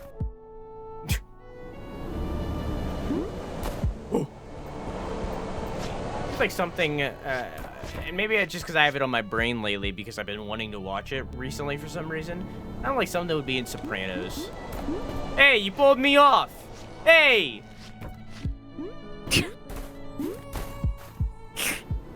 Yeah? Yeah. I'm walking in. You pulling me off, buddy? You think it's funny to just go pulling people off? Hey, you think you're pulling me off?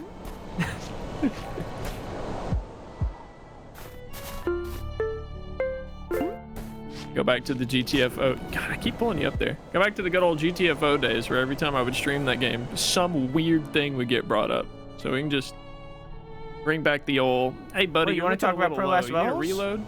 No, and I don't want to talk about foreskin either, but I saw it in your chat. Man.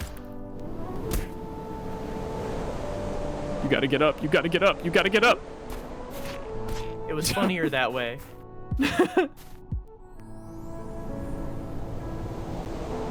The light bar behind the TV thing, Glitch bought one of those earlier this year and Drew described it perfectly. The tech hasn't changed. So it still has a webcam aimed down at your screen? I don't like that. That's weird. Like I said, I'm would've pretty had sure better there are tech there. versions of it that have like software that does it. But obviously that's not gonna work for 90% of TVs. So like, Yeah. I don't want to talk about 5-skin either.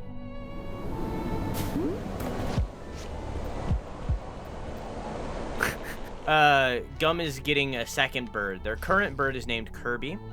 And we debated over what their second bird should be named. They let you And- guys pick. Yeah, and one of the names suggested was Foreskin. Another one was Yoshi, and that seems like the one that Gum is going for. However, Yeah, that's a good one. I'm still pushing for, and I still believe it should be Waddle Dee. Ooh. I still wholeheartedly believe that it should be Waddle Dee, and I think it is an incredibly missed opportunity. And it I should like be Waddle Dee. Yoshi. We'll do the next one. I'm just Too gonna long? keep going. You could can call hold it down D. if You don't could wanna call go. it Waddle. It's one more syllable. I was too busy ranting. Yeah, like I said, Next I'm one. just gonna keep going. You can stop holding down when you're ready.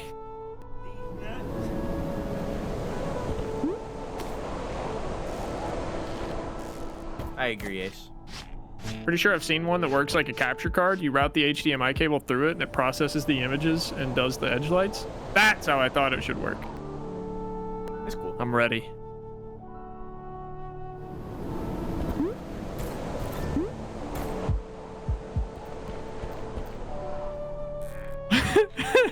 All skin. Like Odin, the All-Father. All skin. Woo! Too long, just like your foreskin. Fucking Damn. eater looking ass. Damn. How it feels to choose 5 skin.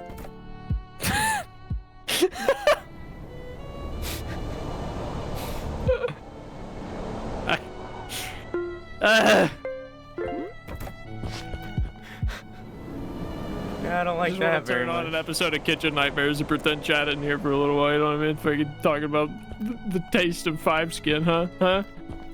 All right. Extra cheese. Here we go. All right. Ava asked a thing that is not foreskin related. If you could pick one playable character from any game and have them be available for you to play in every game for the rest of your life, who would you choose? That's tough. That's tough. I feel like I have to make a meta choice for the sake of them being balanced in every game, right? Or like strong in every game. Or is it just an aesthetic choice?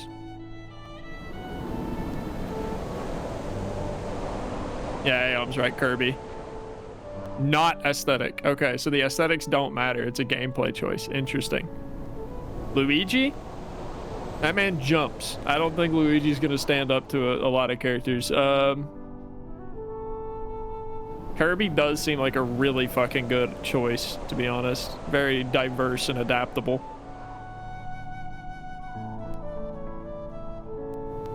That's a hard question. It really is. That's a thinker right there. It's hard. A hard fucking question. My first thought is Bayonetta. Oh, that is another good one. Someone like, as edgelordy as they are, someone like Dante or Virgil, I think might do decently well in a lot of different places. My first thought was like a Dark Souls character because it would make every game hard, and I like that. True. Plus, it would bring that physics-based combat into every game, and I like that too.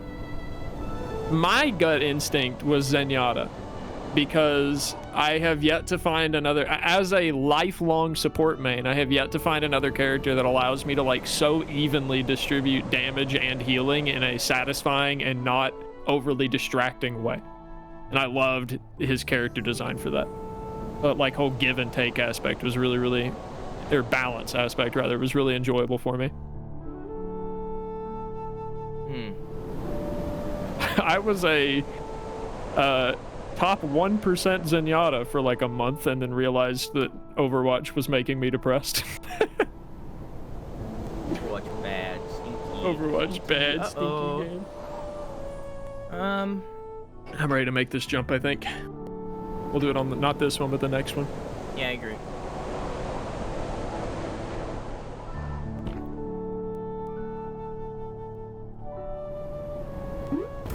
Doom I don't guy think comes to anything's mind. gonna beat Kirby, honestly. Kirby's really fucking good. Yeah.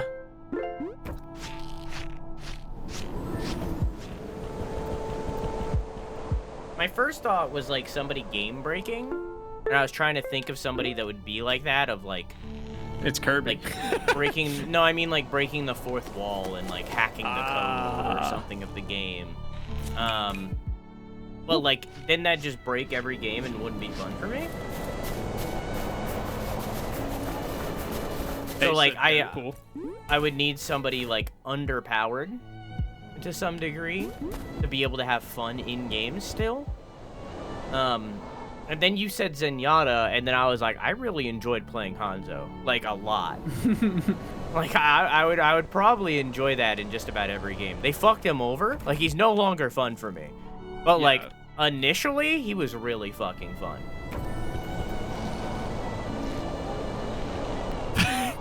Okay, I think any character we pick is gonna sound bad in chess, Ava. Like I don't.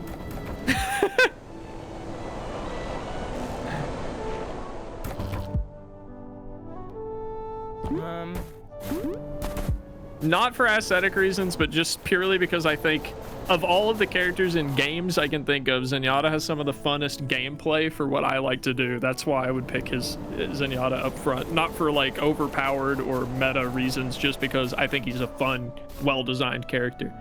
Got it. Pathfinder from Apex Legends. That's the one. Ooh, His fucking grappling hook, so much fun. So much fun. Honestly, considering things like the amount of mobility that characters like Pathfinder and like Wraith from Apex Legends have, was her name Wraith? Is that the invisible person? Yeah, probably. Yeah, okay. Thinking about that movement and transferring it into a lot of other games, like, okay, imagine Pathfinder in this game. It would have been a 5-minute stream. Yeah, true. I just love that movement style. Or like, all right, I'm ready. Fucking, in Lies of P, which I've also been playing lately, he has that, I'm not very far, but right now I've been using the puppet string that drags enemies in. Love that shit. In any game. Doom had that with the, Doom Eternal had that, with the fucking super shotgun, or fucking, what's his fuck from... Scorpion has it. Fucking love that shit. Love being able to like drag opponents around or drag myself to them. which is why I said Pathfinder, because I love the grappling hook mechanic like that. Stop it. However, secondary selection other than Pathfinder, which is kind of in the same vein, Batman from Arkham Asylum, and or City, Thank you for the alert, Obram. or even Spider-Man. Honestly, Spider-Man would probably be better. I think True. PS4/PS5 Spider-Man would probably be my ideal. I think that would be my final one. Final answer. Specifically Miles Morales Spider-Man. Oh, we don't have to hold down anymore, thank God. Oh, yeah. I wanted to point out, just in case, chat, we are 2 hours into the stream, and we're ready to get started.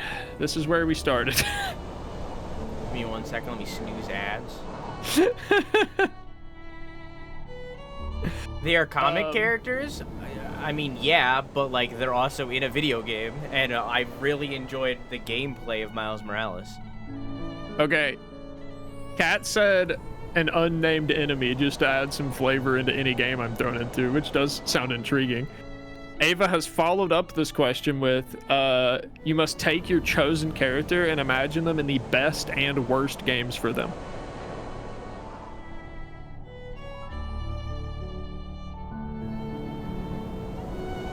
I feel like that's super subjective.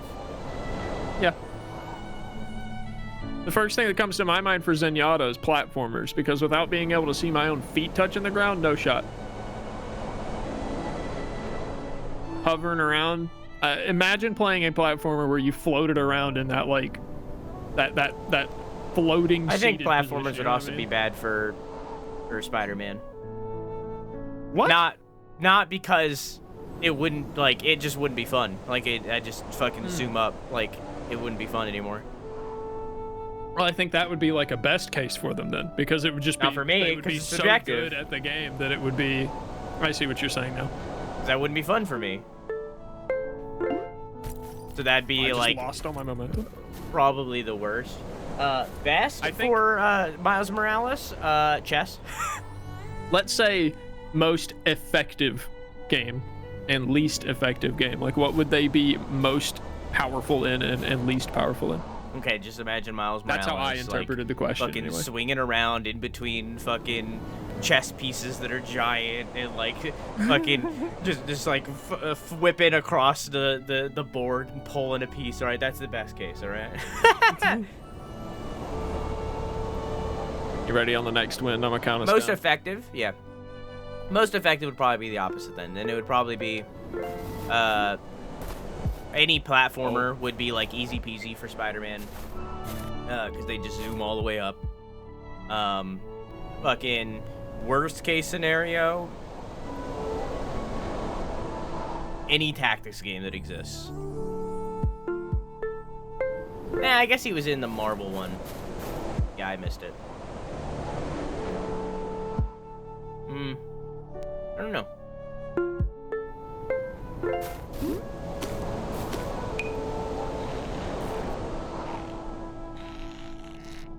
We've been here before. We have? Uh-oh. Grab. What the fuck? Grab. Okay. Oh, I couldn't control which direction I was going, and I wasn't facing the wall. Okay, I see. Sorry, I'm in information gathering mode. I've forgotten this stuff.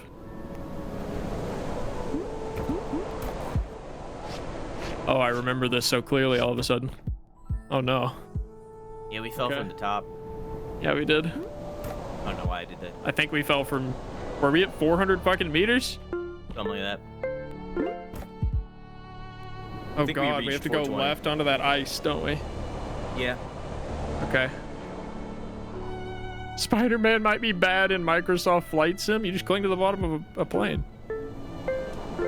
Okay, that will work. I wasn't sure if you'd jump, so I decided to play it safe and wait. I did trust in you, I'm not gonna lie. You good, you good? I have it's fine. faith As this long as you time. held down, we're good.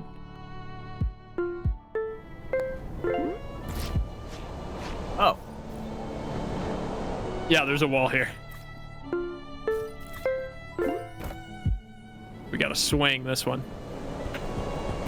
That dip on the other side of this ice to the right looks sketchy too.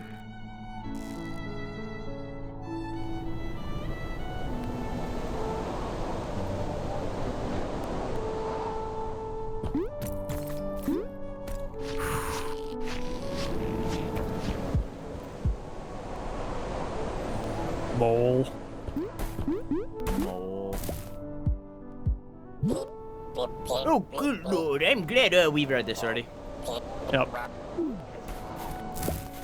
Okay, all right, we can just jump up to this one next time. Play it safe, play it slow.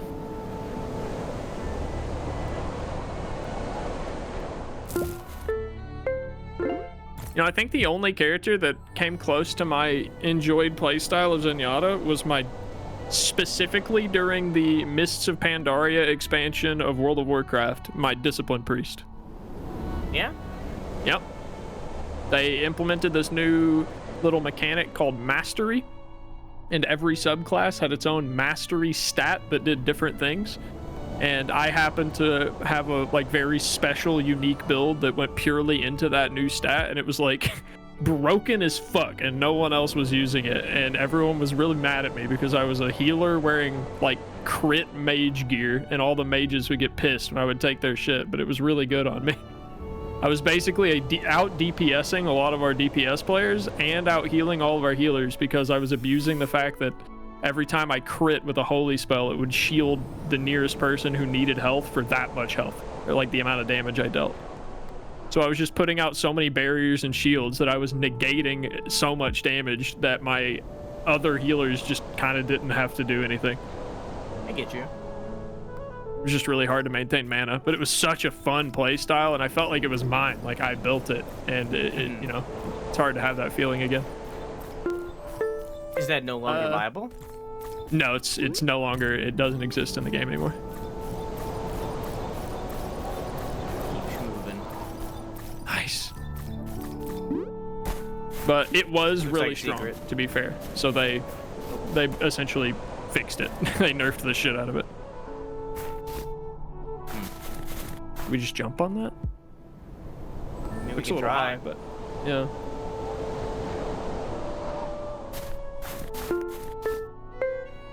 Yep. Okay. Oh, I remember. We had to get on that platform while it was blowing. Mm-hmm. I want to do it on the Okay, next. I think if... Damn. I was gonna say, if we could normally jump while the wind wasn't blowing, but we were all the way at the left, I think we would just drop essentially almost directly down onto it. It's just a little to the left of where we end up. I'm trying to line it up with the ice at the bottom. I don't think that's the way I want to do it, but it would be easy that way.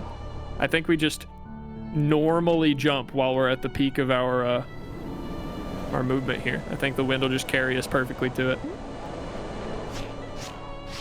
I'll do it with you this time.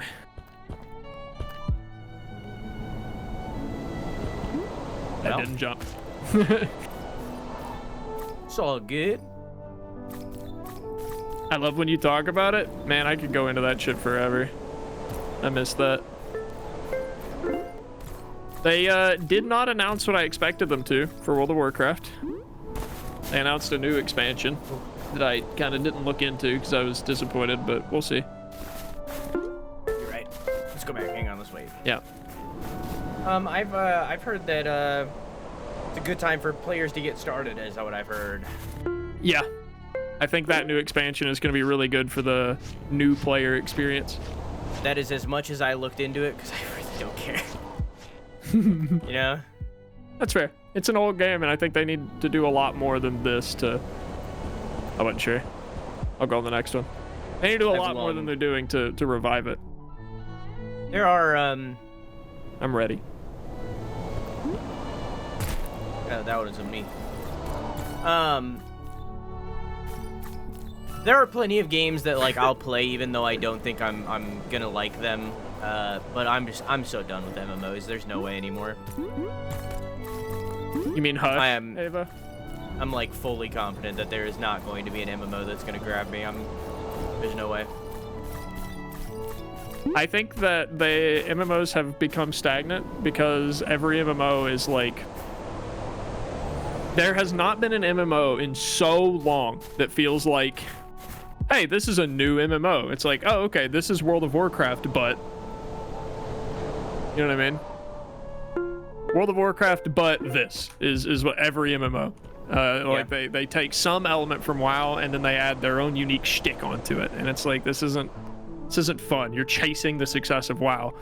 Arcage was one game that I think was an exception, that was really, really, really, really good and stood out, but then the devs killed that very quickly. Ashes of Creation is a game being made inspired by Arcage. I'll go on the next one. But yeah, MMOs have gotten really stale. For me, they always have been. So I've been a long-term MMO fan, an MMO enjoyer. That's fun. We're allowed to have different tastes sometimes. Not all the time, though. We need to... It is a lot more fun if we have different tastes. Sometimes. Don't tell me about it, Beal. I gotta wait a while to watch it. Why are you waiting for Unless the you mean... sequels? I haven't watched part 2, I guess. I've watched part 1. There's only part 1. Oh, I thought part 2 came out like this weekend or like this week. Excuse me while I Google. Dune part 2. Next year. Next what? I somehow doubt that. Planning on watching it on our birthdays. I doubt that because of actor strike. But it does say 2024. Yeah, they March pushed it back. 15th, 2024. I do not think that is going to happen. The film was originally set to release on November 3rd. Yep. Okay. I think it is going to get delayed even further than that because of actor strike. So. Oof. All right. There's more ice do a over little running there. start. We're gonna have to just keep going. Yeah. Just jump left, yeah. Oh fuck! Oh fuck! Oh fuck! Baited. What the fuck? We got baited. Perfect MMO lives somewhere deep in my mind, and it feels like a memory, but I can't put my finger on it. Feels like there was once a time I played the perfect MMO and forgot what it was. A very frustrating experience. I can name several MMOs that were really good experiences for me. One that comes to mind is Terra. I remember Terra. I played Terra. Really good combat system. Really fun, unique classes, interesting world. And then they did the same thing that every fucking other MMO does whenever they're... whenever their player base slowly starts to dwindle. They nerf all of the group content to make it single player, and then it is no longer an MMO and is now a glorified single player game. Which I think is probably what a lot of people if you get to an MMO too late, that's your experience. Like they just make the MMO really fucking trash so that single people can play it alone, and then it's just not fun anymore. Good night, Ayama. Love you. Mwah. Night, bud. Nice talking to you. I've tried Terra. I've tried World of Warcraft multiple times. I've tried Final Fantasy 14. I played RuneScape. I wouldn't call that a try. I've played RuneScape. What is happening? I just keep falling. There we go. I don't know what else. I've seen Guild Wars, but I never played Guild Wars. I know it doesn't count, but I did play Warframe. Fucking, I don't know what else. That's all the MMOs I can think of. Oh, I played the Star Wars one. I did connect to that one a little bit. The really called. story one, or hey Benny? Knights of the New Republic or something, because it's not Knights of the Old Republic, because those are the story RPG ones. But then they made an MMO that was called The Old Republic. Yeah. Yeah, SWTOR. Connected to that one a little, because BioWare, like they tell good stories. At least at the time they did. Do this now. I ready? think that one's the only one. That one and WoW are the only ones that I connected to at all. But even then, I wasn't really connected to WoW. Damn. Never mind. Still I too think that early. was too early. Yeah. What are you up to tonight, Benny? We're talking about MMOs.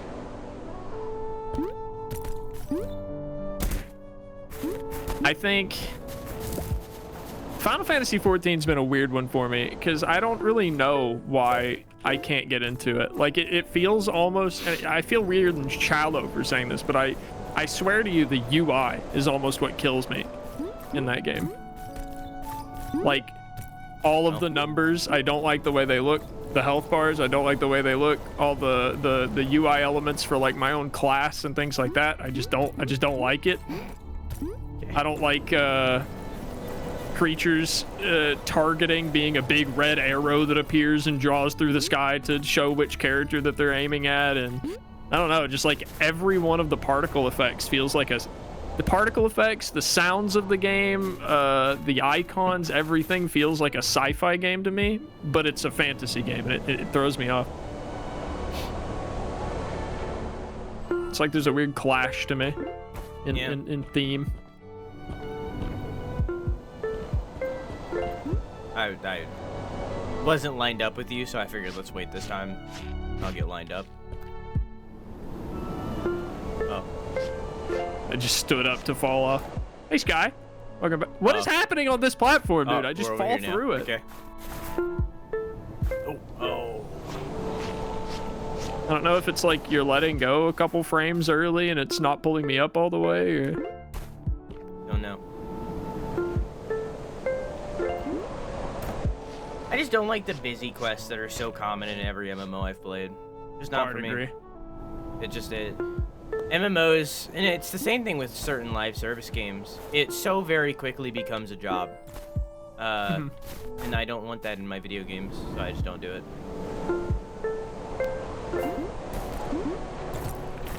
Perfect. Ooh, less than perfect. Ooh. Damn, we were close. Timing's right now. What have you been playing, Benny? No. Okay. I started early.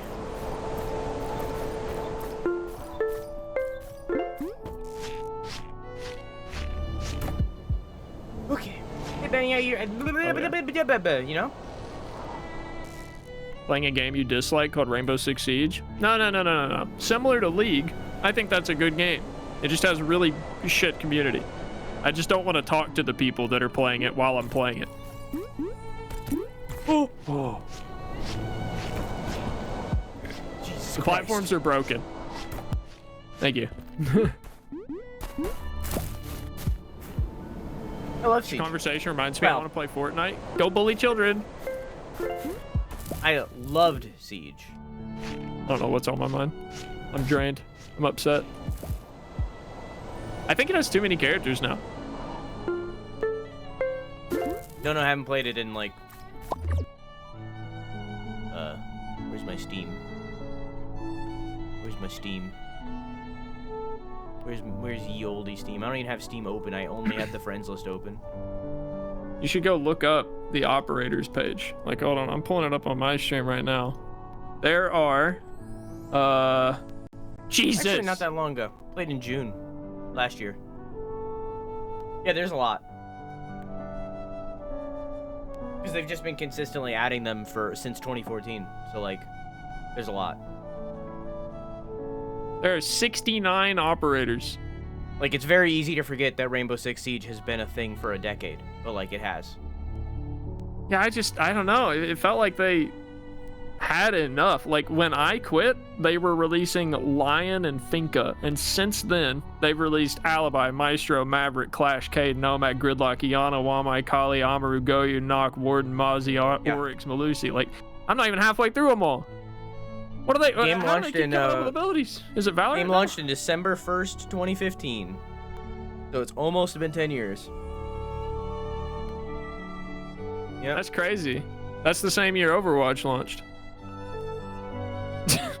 No, it's not. Overwatch launched 2016? 2015 Is that not is what you when said? Siege. Oh, okay. I misheard. Close.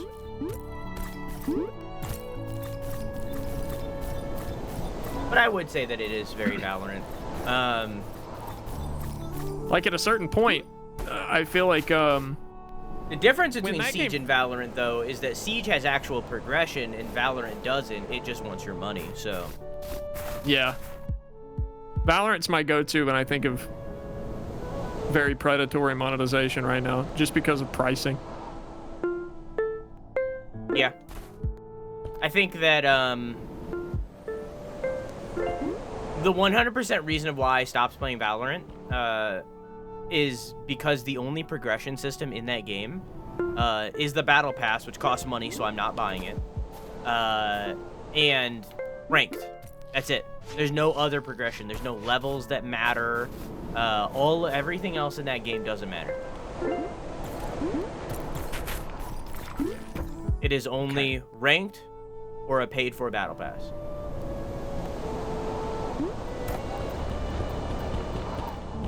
Whoop. Jump now. Jump now. Jump now. Oh, could have gotten it. Could have I done didn't it. want to risk it. We've been struggling to get to this point for too long. I'm just gonna take it real slow. What's R6 is just like you can buy, but it's not that heavily influenced as much as Valorant.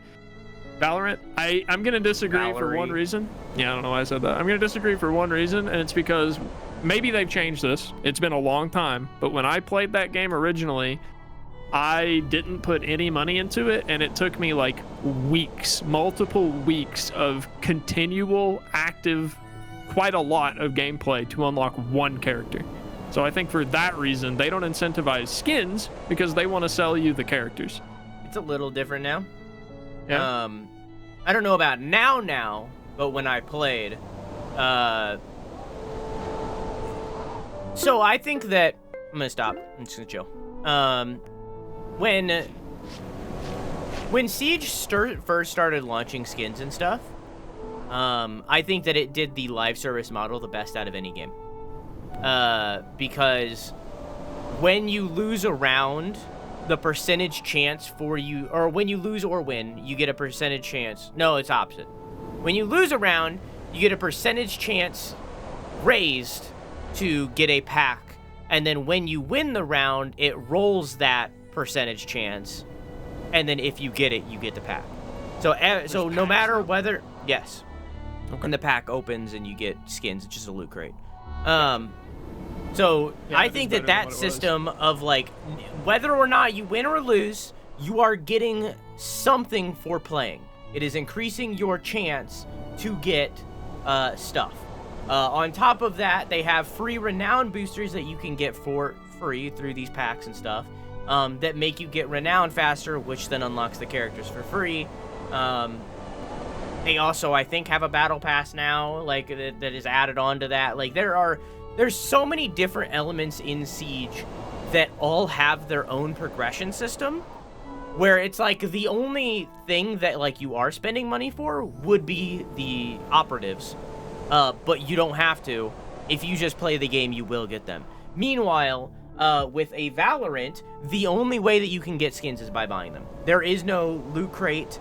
There is no pack. There is no unlocks or ranks. The only way to get a gun skin in Valorant is paying money, which is stupid. I hate it. Which Overwatch pretends that's not the case, but is definitely still the case. Yes. You absolutely do not get shit for playing that game anymore. Baldy proved that by making a new account and seeing how long it would take him to get one like high-end skin, and I think he calculated it was going to take several months of gameplay to get one skin. So yeah, I remember that when it came out. yeah, Overwatch is ridiculous, and it is insane to me that it even exists in the way that it does. Like that. I'm just sad that they got rid of Overwatch.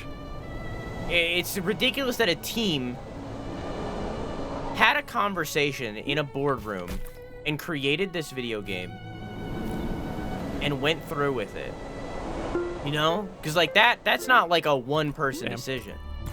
You know? Like, there had to be a whole team of people that created that game and thought it was okay. Even if it was just, like, dictated by, like, the fucking stockholders, you know, or Bobby Kotick, you know, even if it was dictated by them, it still had to go through so many people for that game to exist, and it is so fucking egregious. See, that's the thing, Squirrely, is Overwatch 2 is still a good game. But there's so much shit that surrounds that good game that it makes it a bad game. We did this already. We don't need to go that way. I know. Okay, cool. I just wanted to not hold down for a second. You be like that sometimes.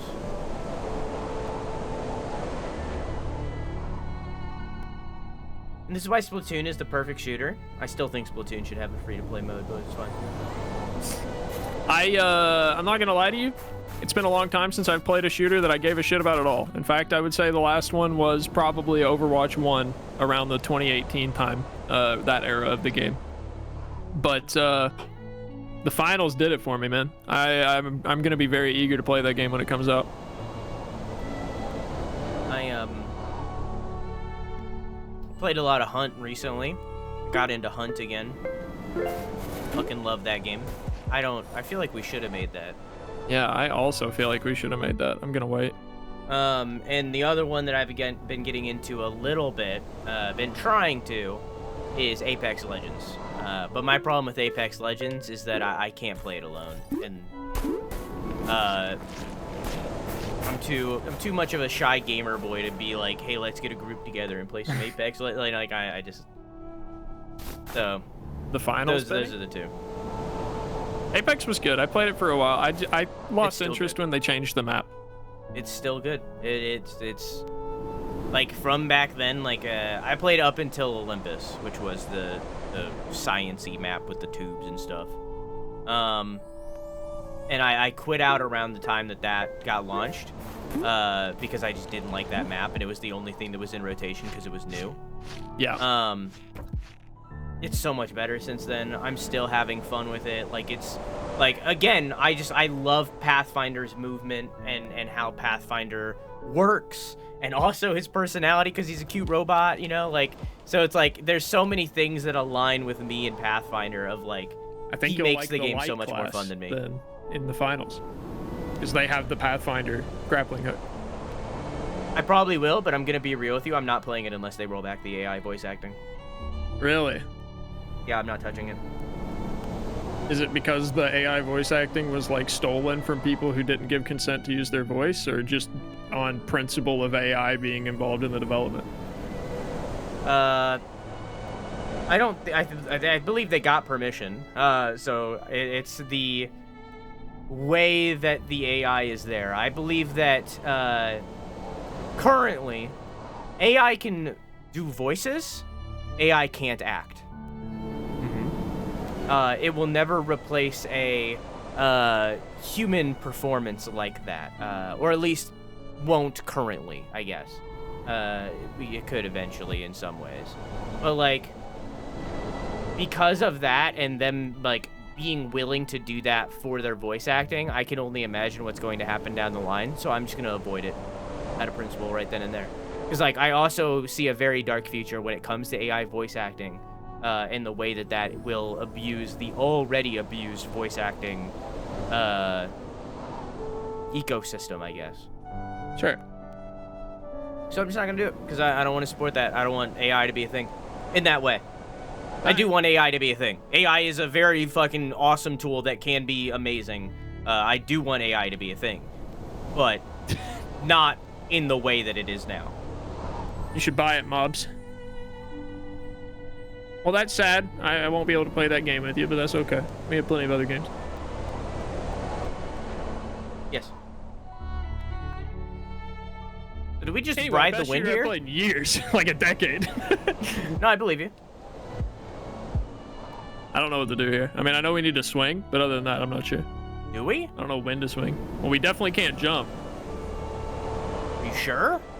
Yeah, we barely made it to this platform, and we can't even see that one whenever the wind's blowing, so. True. You're right. It's a swing. You're right.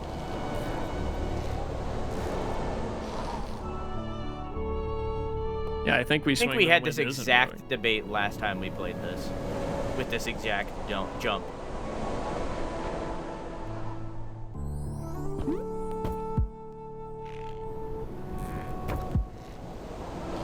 Oh, this is just a run. Oh, you're right. Yeah, Cats. It's the original, or a lot of the original devs from DICE got together since everyone left the Battlefield team. So they kind of brought it back, the old Battlefield environmental destruction, and it's like, it's on a different fucking level, and it's very interesting because like the objective as well is also subject to the environmental destruction. So I have had rounds where we've been holding a room in like this hospital or something trying to defend a point, and we've been doing great in a firefight with another team of 3 that's trying to get into the room with us. That team of 3 charges through the drywall and opens up an entire new sight line. The whole battle changes, and the whole time we're fighting that squad, the other squad was on the floor under us, threw a breaching charge under the objective, blew a hole in the floor, it fell down, and they stole it. You could have just been really describing. You could have been just describing Siege to the number. Like, exact. The letter is the term. It is exactly Siege. But, like, the difference Siege is plays that very Siege... differently to me because Yeah, that's you what I'm can't saying. go through the walls. You can. Okay, so they took out all like the metal supports in the walls. You can just walk through them now. Some of the walls, not all of them, but, like, yeah. You can just break through Okay, walls. well, I remember a like metallic, at the very least in the floor, a metallic grid that prevented you from going up and down anywhere that wasn't a specific hatch. Depends on the floor. Fair enough. But Well, this like, is not everywhere. There's very, very few surfaces that are not destructible. And The difference in is many that, cases, entire buildings will fall down as well. the difference is that Siege is a tactical shooter, and the Finals looks like a velocity shooter, so... Surprising amount of tactic. If you are not with your 3v3, you're dead. Well, I mean, that Apex Legends is a velocity shooter, too. It's still tactical. It's just what it's called. Velocity shooter. Is that just You can just move momentum-based fast, honestly, shooter? yeah. Or? I think it's I think it's just okay. momentum, yeah. A tactical momentum shooter then.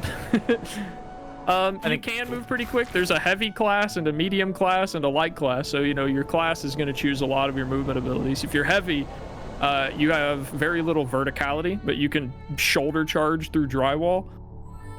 If you're a medium, you have shit like a zip line you can drop for your team, a jump pad you can throw at your feet and everyone can use, stuff like that. If you're the light class, you start off with shit like a short distance teleport on a cooldown, the Pathfinder grappling hook, so...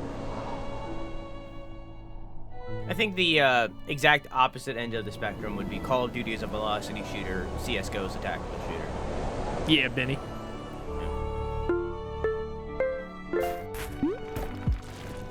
Call of Duty's a velocity shooter. Okay, so it's more about just speed. I think it's just speed, honestly. Movement speed, or I mean, I guess. Yeah, I don't know. Really... This isn't something I've researched, so like. Oh, fair enough. I think it's just speed. I haven't done a video on FPS stuff or anything like that yet, so I haven't. Listen to music. Yeah, I hear the music. Different. Yeah. There's a movement skill ceiling that incorporates into the game loop, is how I would describe what you're talking about. Okay. Just Call of Duty. I mean, it's definitely movement based. I mean, like, fucking, when I think of Call of Duty, I think of you're fucking full-on sprinting and then peeking around a corner super fast and, like, doing slides, and, like, that's what I think of when I... Like, there are definitely modes of Call of Duty, like the Search and Destroys, that are more in line with a tactical shooter. They're more slow-paced, but, like, the way that the movement works in Call of Duty, of, like, how fast-paced it is, I would call that a velocity shooter. In the same way that I would call Apex Legends a velocity shooter. I think... And I could be wrong. I would agree on Apex for sure. I think my memory of Call of Duty is too dated now, because I don't remember Call of Duty even having a slide. I remember like the dive when you like when you prone as you run. Yeah. Yeah, I do remember that. What was the game? And then the Platinum entire gameplay Games. stopped being about aim and started being about who could dive faster. Yeah, there was like, it was around that like Modern Warfare Black Ops area of where it like transitioned fully. I think, and I could be wrong, I believe velocity shooters started being a thing when Platinum Games released Vanquish, which is a not very popular game by Platinum standards, but what it basically is it invented the slide. And like you're running around, you're sliding, and it's a third-person shooter, and like you're fucking doing platinum action, you know, like the hack and slash Bayonetta Devil May Cry platinum action, but like in a shooter. So and I Quake. believe You wouldn't consider like Quake a velocity shooter. Very like, I mean, Quake is now a boomer shooter. Well, yeah, but like back then it was a tactical shooter, I would say. Yeah. Tactical shooter? I think so. I mean, like, honestly, games like the original Dooms or the original Wolfenstein, it's kind of hard to define with modern day terms because like shooters. It's what started it, you know? So like to be like this is something is kind of hard when it is undeniably a boomer shooter because it started the boomer shooter genre. So it's like kind of hard to say. Like, you know, like we could sit here and talk about like what Mario, the original Mario game is, but like no matter what we argue of subgenre of platformer it is undeniably an action platformer because it invented the action platformer. Yeah. So like regardless of what it is to modern day standards, it still is what it was originally. So kind of gets hard with that kind of stuff. Yeah, I'm not really good with shooter genres for sure, or subgenres of shooters. Me neither. My subgenre of shooter is first and third. Like first person or third person shooter, cool, got it. Tactical sometimes works, but I feel like people say tactical shooter and they're like, yeah, Rainbow Six is a tactical shooter. I'm like, oh, that's cool. Why is that? And they're like, because they won't let me play Call of Duty for the first 2 minutes of the round. So I have to be tactical for 2 minutes and then play Call of Duty. I think it's just movement speed and stuff like that. Your movement ability. Yeah. That's what defines it. But even then, like... I like how Kat's phrased it. Having a skill cap based on movement is a big thing that I think would separate it. With all genres, I forgot what I was saying. Magic butt pixel baby. Where do we go from here? Really. Left again? Oh, like all genres, like third person, first person, that's a perspective genre. Meanwhile, a tactical shooter is a different genre, you know? So it's like, yeah. Just gets, I don't know. Genres are stinky. Genres are stinky. There's so many semantics around it. Yep. And it's way too complex of a topic to be summarized in because we don't have such a simple way. We gotta stop. We gotta wait for the wind. Yeah. Because we don't have someone like the ESRB defining the genres, you know? Yeah. So because of that, it's just kind of like, this is this because I say it is. And that just... When it's an industry like this, I don't think that works. Like, when you talk about, like, storytelling genres that have been around since, like, fucking the Greek mythology and stuff, you know? Like, we know what a thriller is because it's been defined since the Romans were still around, you know? God damn it.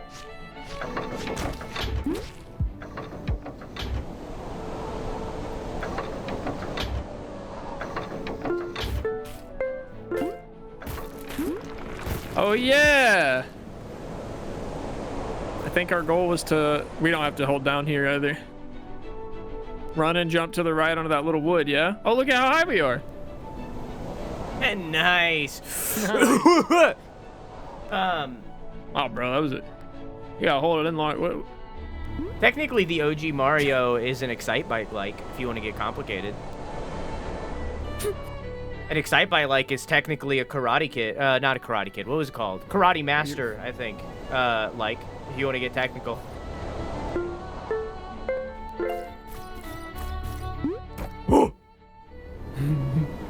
All right, this is a series of 2 jumps.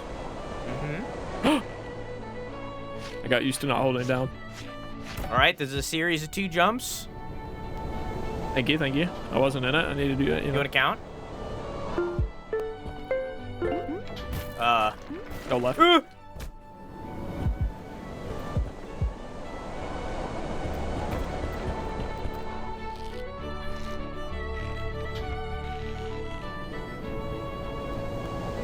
All games. Whoa! Okay.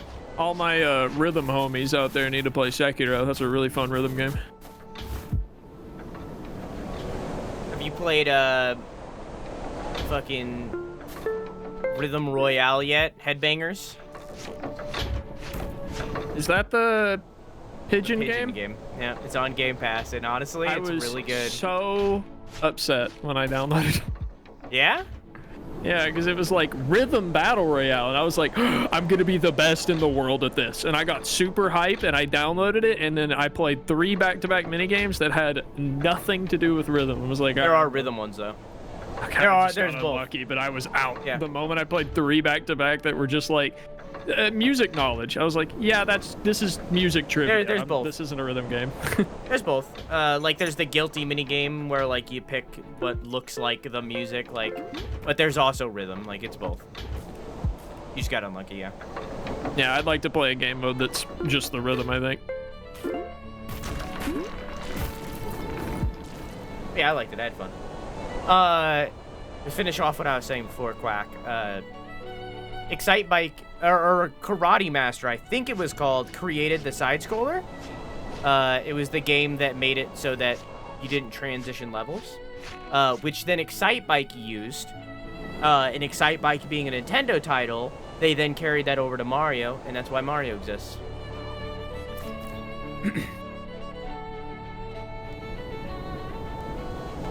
All right, you ready? Yep.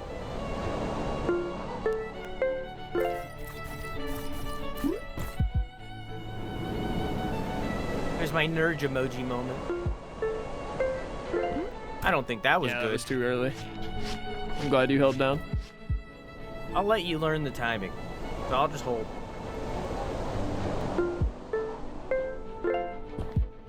I think that will work. Yeah.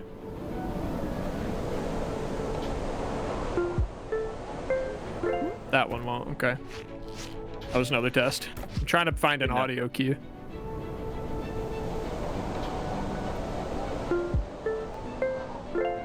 Ooh.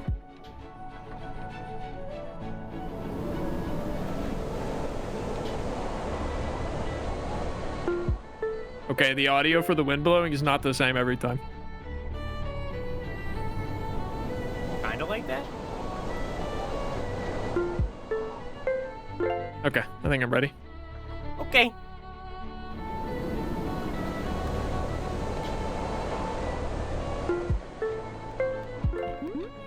Oh, good. It's fine. Okay.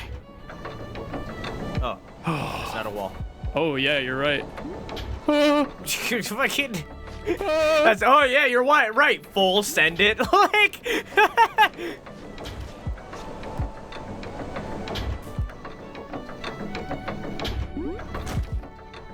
What the Gotta fuck? ride the Should we wind. go left? Swing left with the wind, yeah. Oh, we swing? Oh, I thought we would just Yeah. ride it. I think Okay. I'd feel more comfortable swinging. We have the wall to catch us right there, so Okay. it'll be hard to overshoot it. Oh, the fucking... This will be It's fine. okay.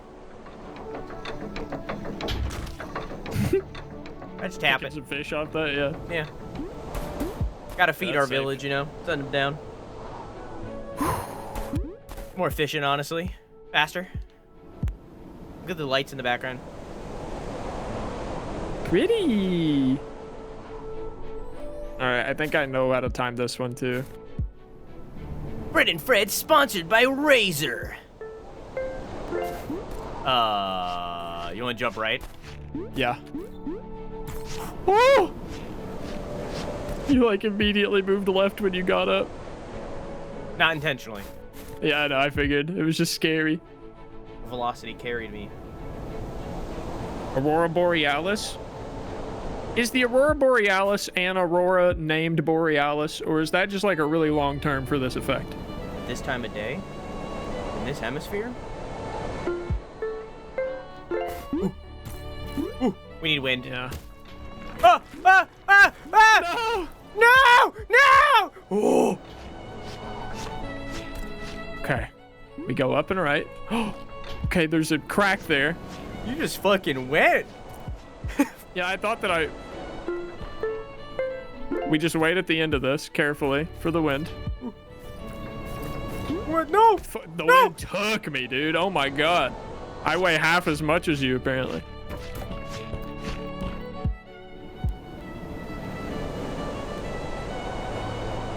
Oh, Borealis is the North Aurora.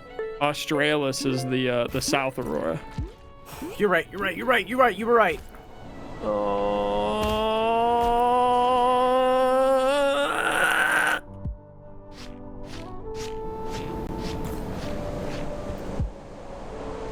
We've done this before. Man. Have we? Yes. We're in the wind. Is the wind gonna get us here? Yes. It helped us. Yes.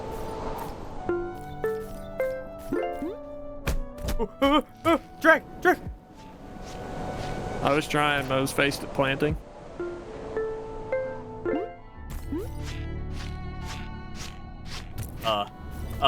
What the fuck was happening to me?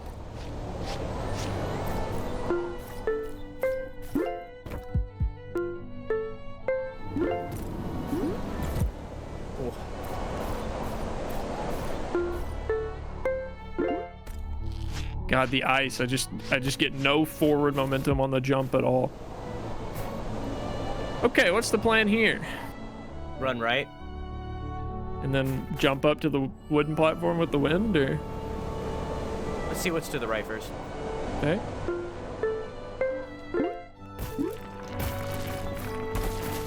The right is where we went before. This left is the hard mode.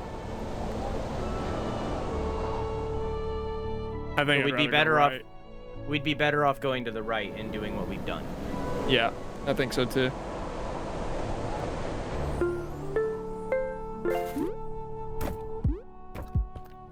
Keep running before go on my screen. Really? Yeah.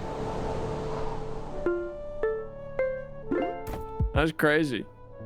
Because you're seeing my screen. Well, you keep running before one. I have returned. I was given a donut and a Sprite cranberry. Hey, want a Sprite cranberry? Oh, it is that time of year, isn't it? I don't want a lot for Christmas. We went different directions.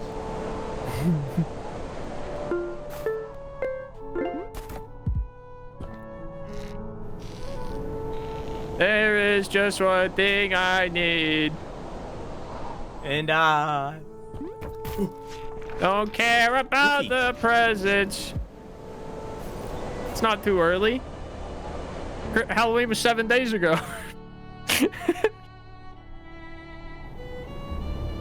Time flies.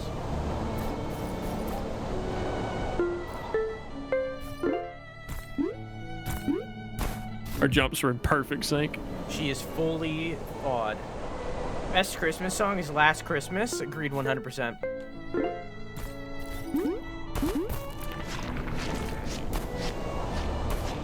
You guys haven't heard the metal cover of Mariah Carey's All I Want for Christmas yet? I probably haven't forgotten.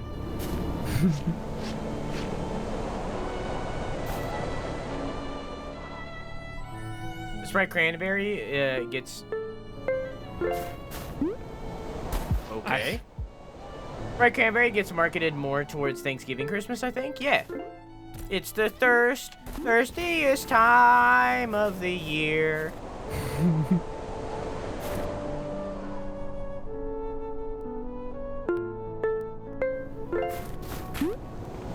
Do you think the wind builds up? No? You think we're going too early? Because No, I don't think it does. Maybe we need to do more of those, the coyote runs you were saying. yeah, I mean, you're right, coyote time. Yeah. Oh, you're right. No.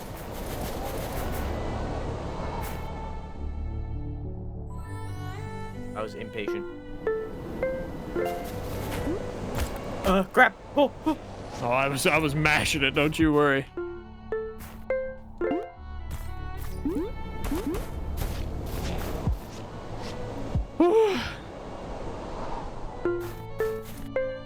I like this game without the wind. I'll take Bread and Fred without the wind, thank you. Yes, would you like checkpoints or wind? I'll take the wind on the side. So what do you think we're doing wrong? I don't know, honestly.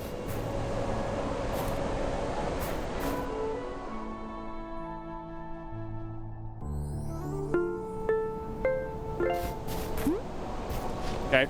No idea. No idea either.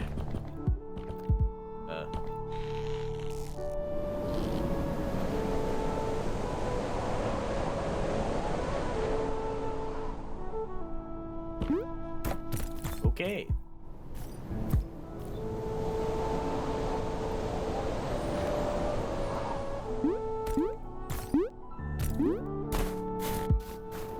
Experienced professionals. So hi Angie, how are you?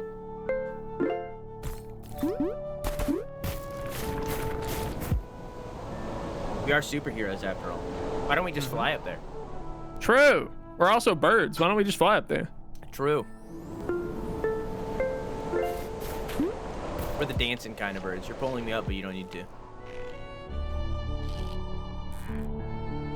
Swaying in.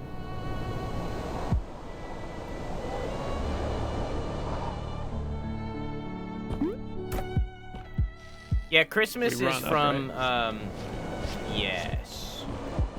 Christmas is from 11/1 all the way until, September 31st. What is it? Is there 31 days in September? I don't whatever the last day of September. October 1st, damn it.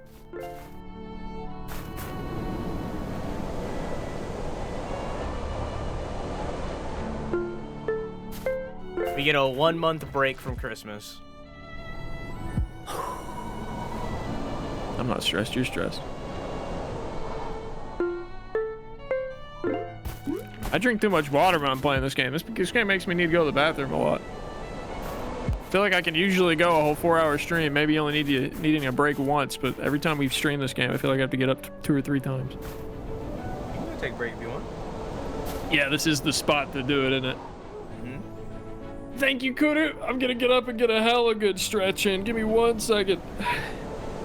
We'll be right back, chat.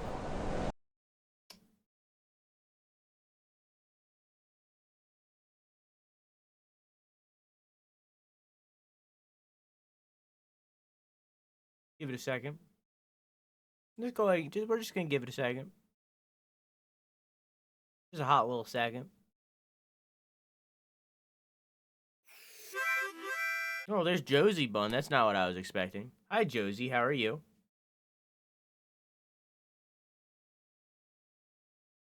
That's not what I was expecting. That's not what we were waiting for. But like, how you doing, Josie?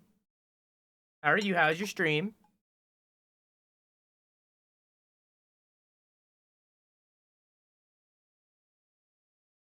It'll happen eventually. I mean, it's you know, take some time, you know. I was wondering why the game's music cut out. There it is. Hey, Devvy. How are you? How's your stream? God. Oh no! Well, I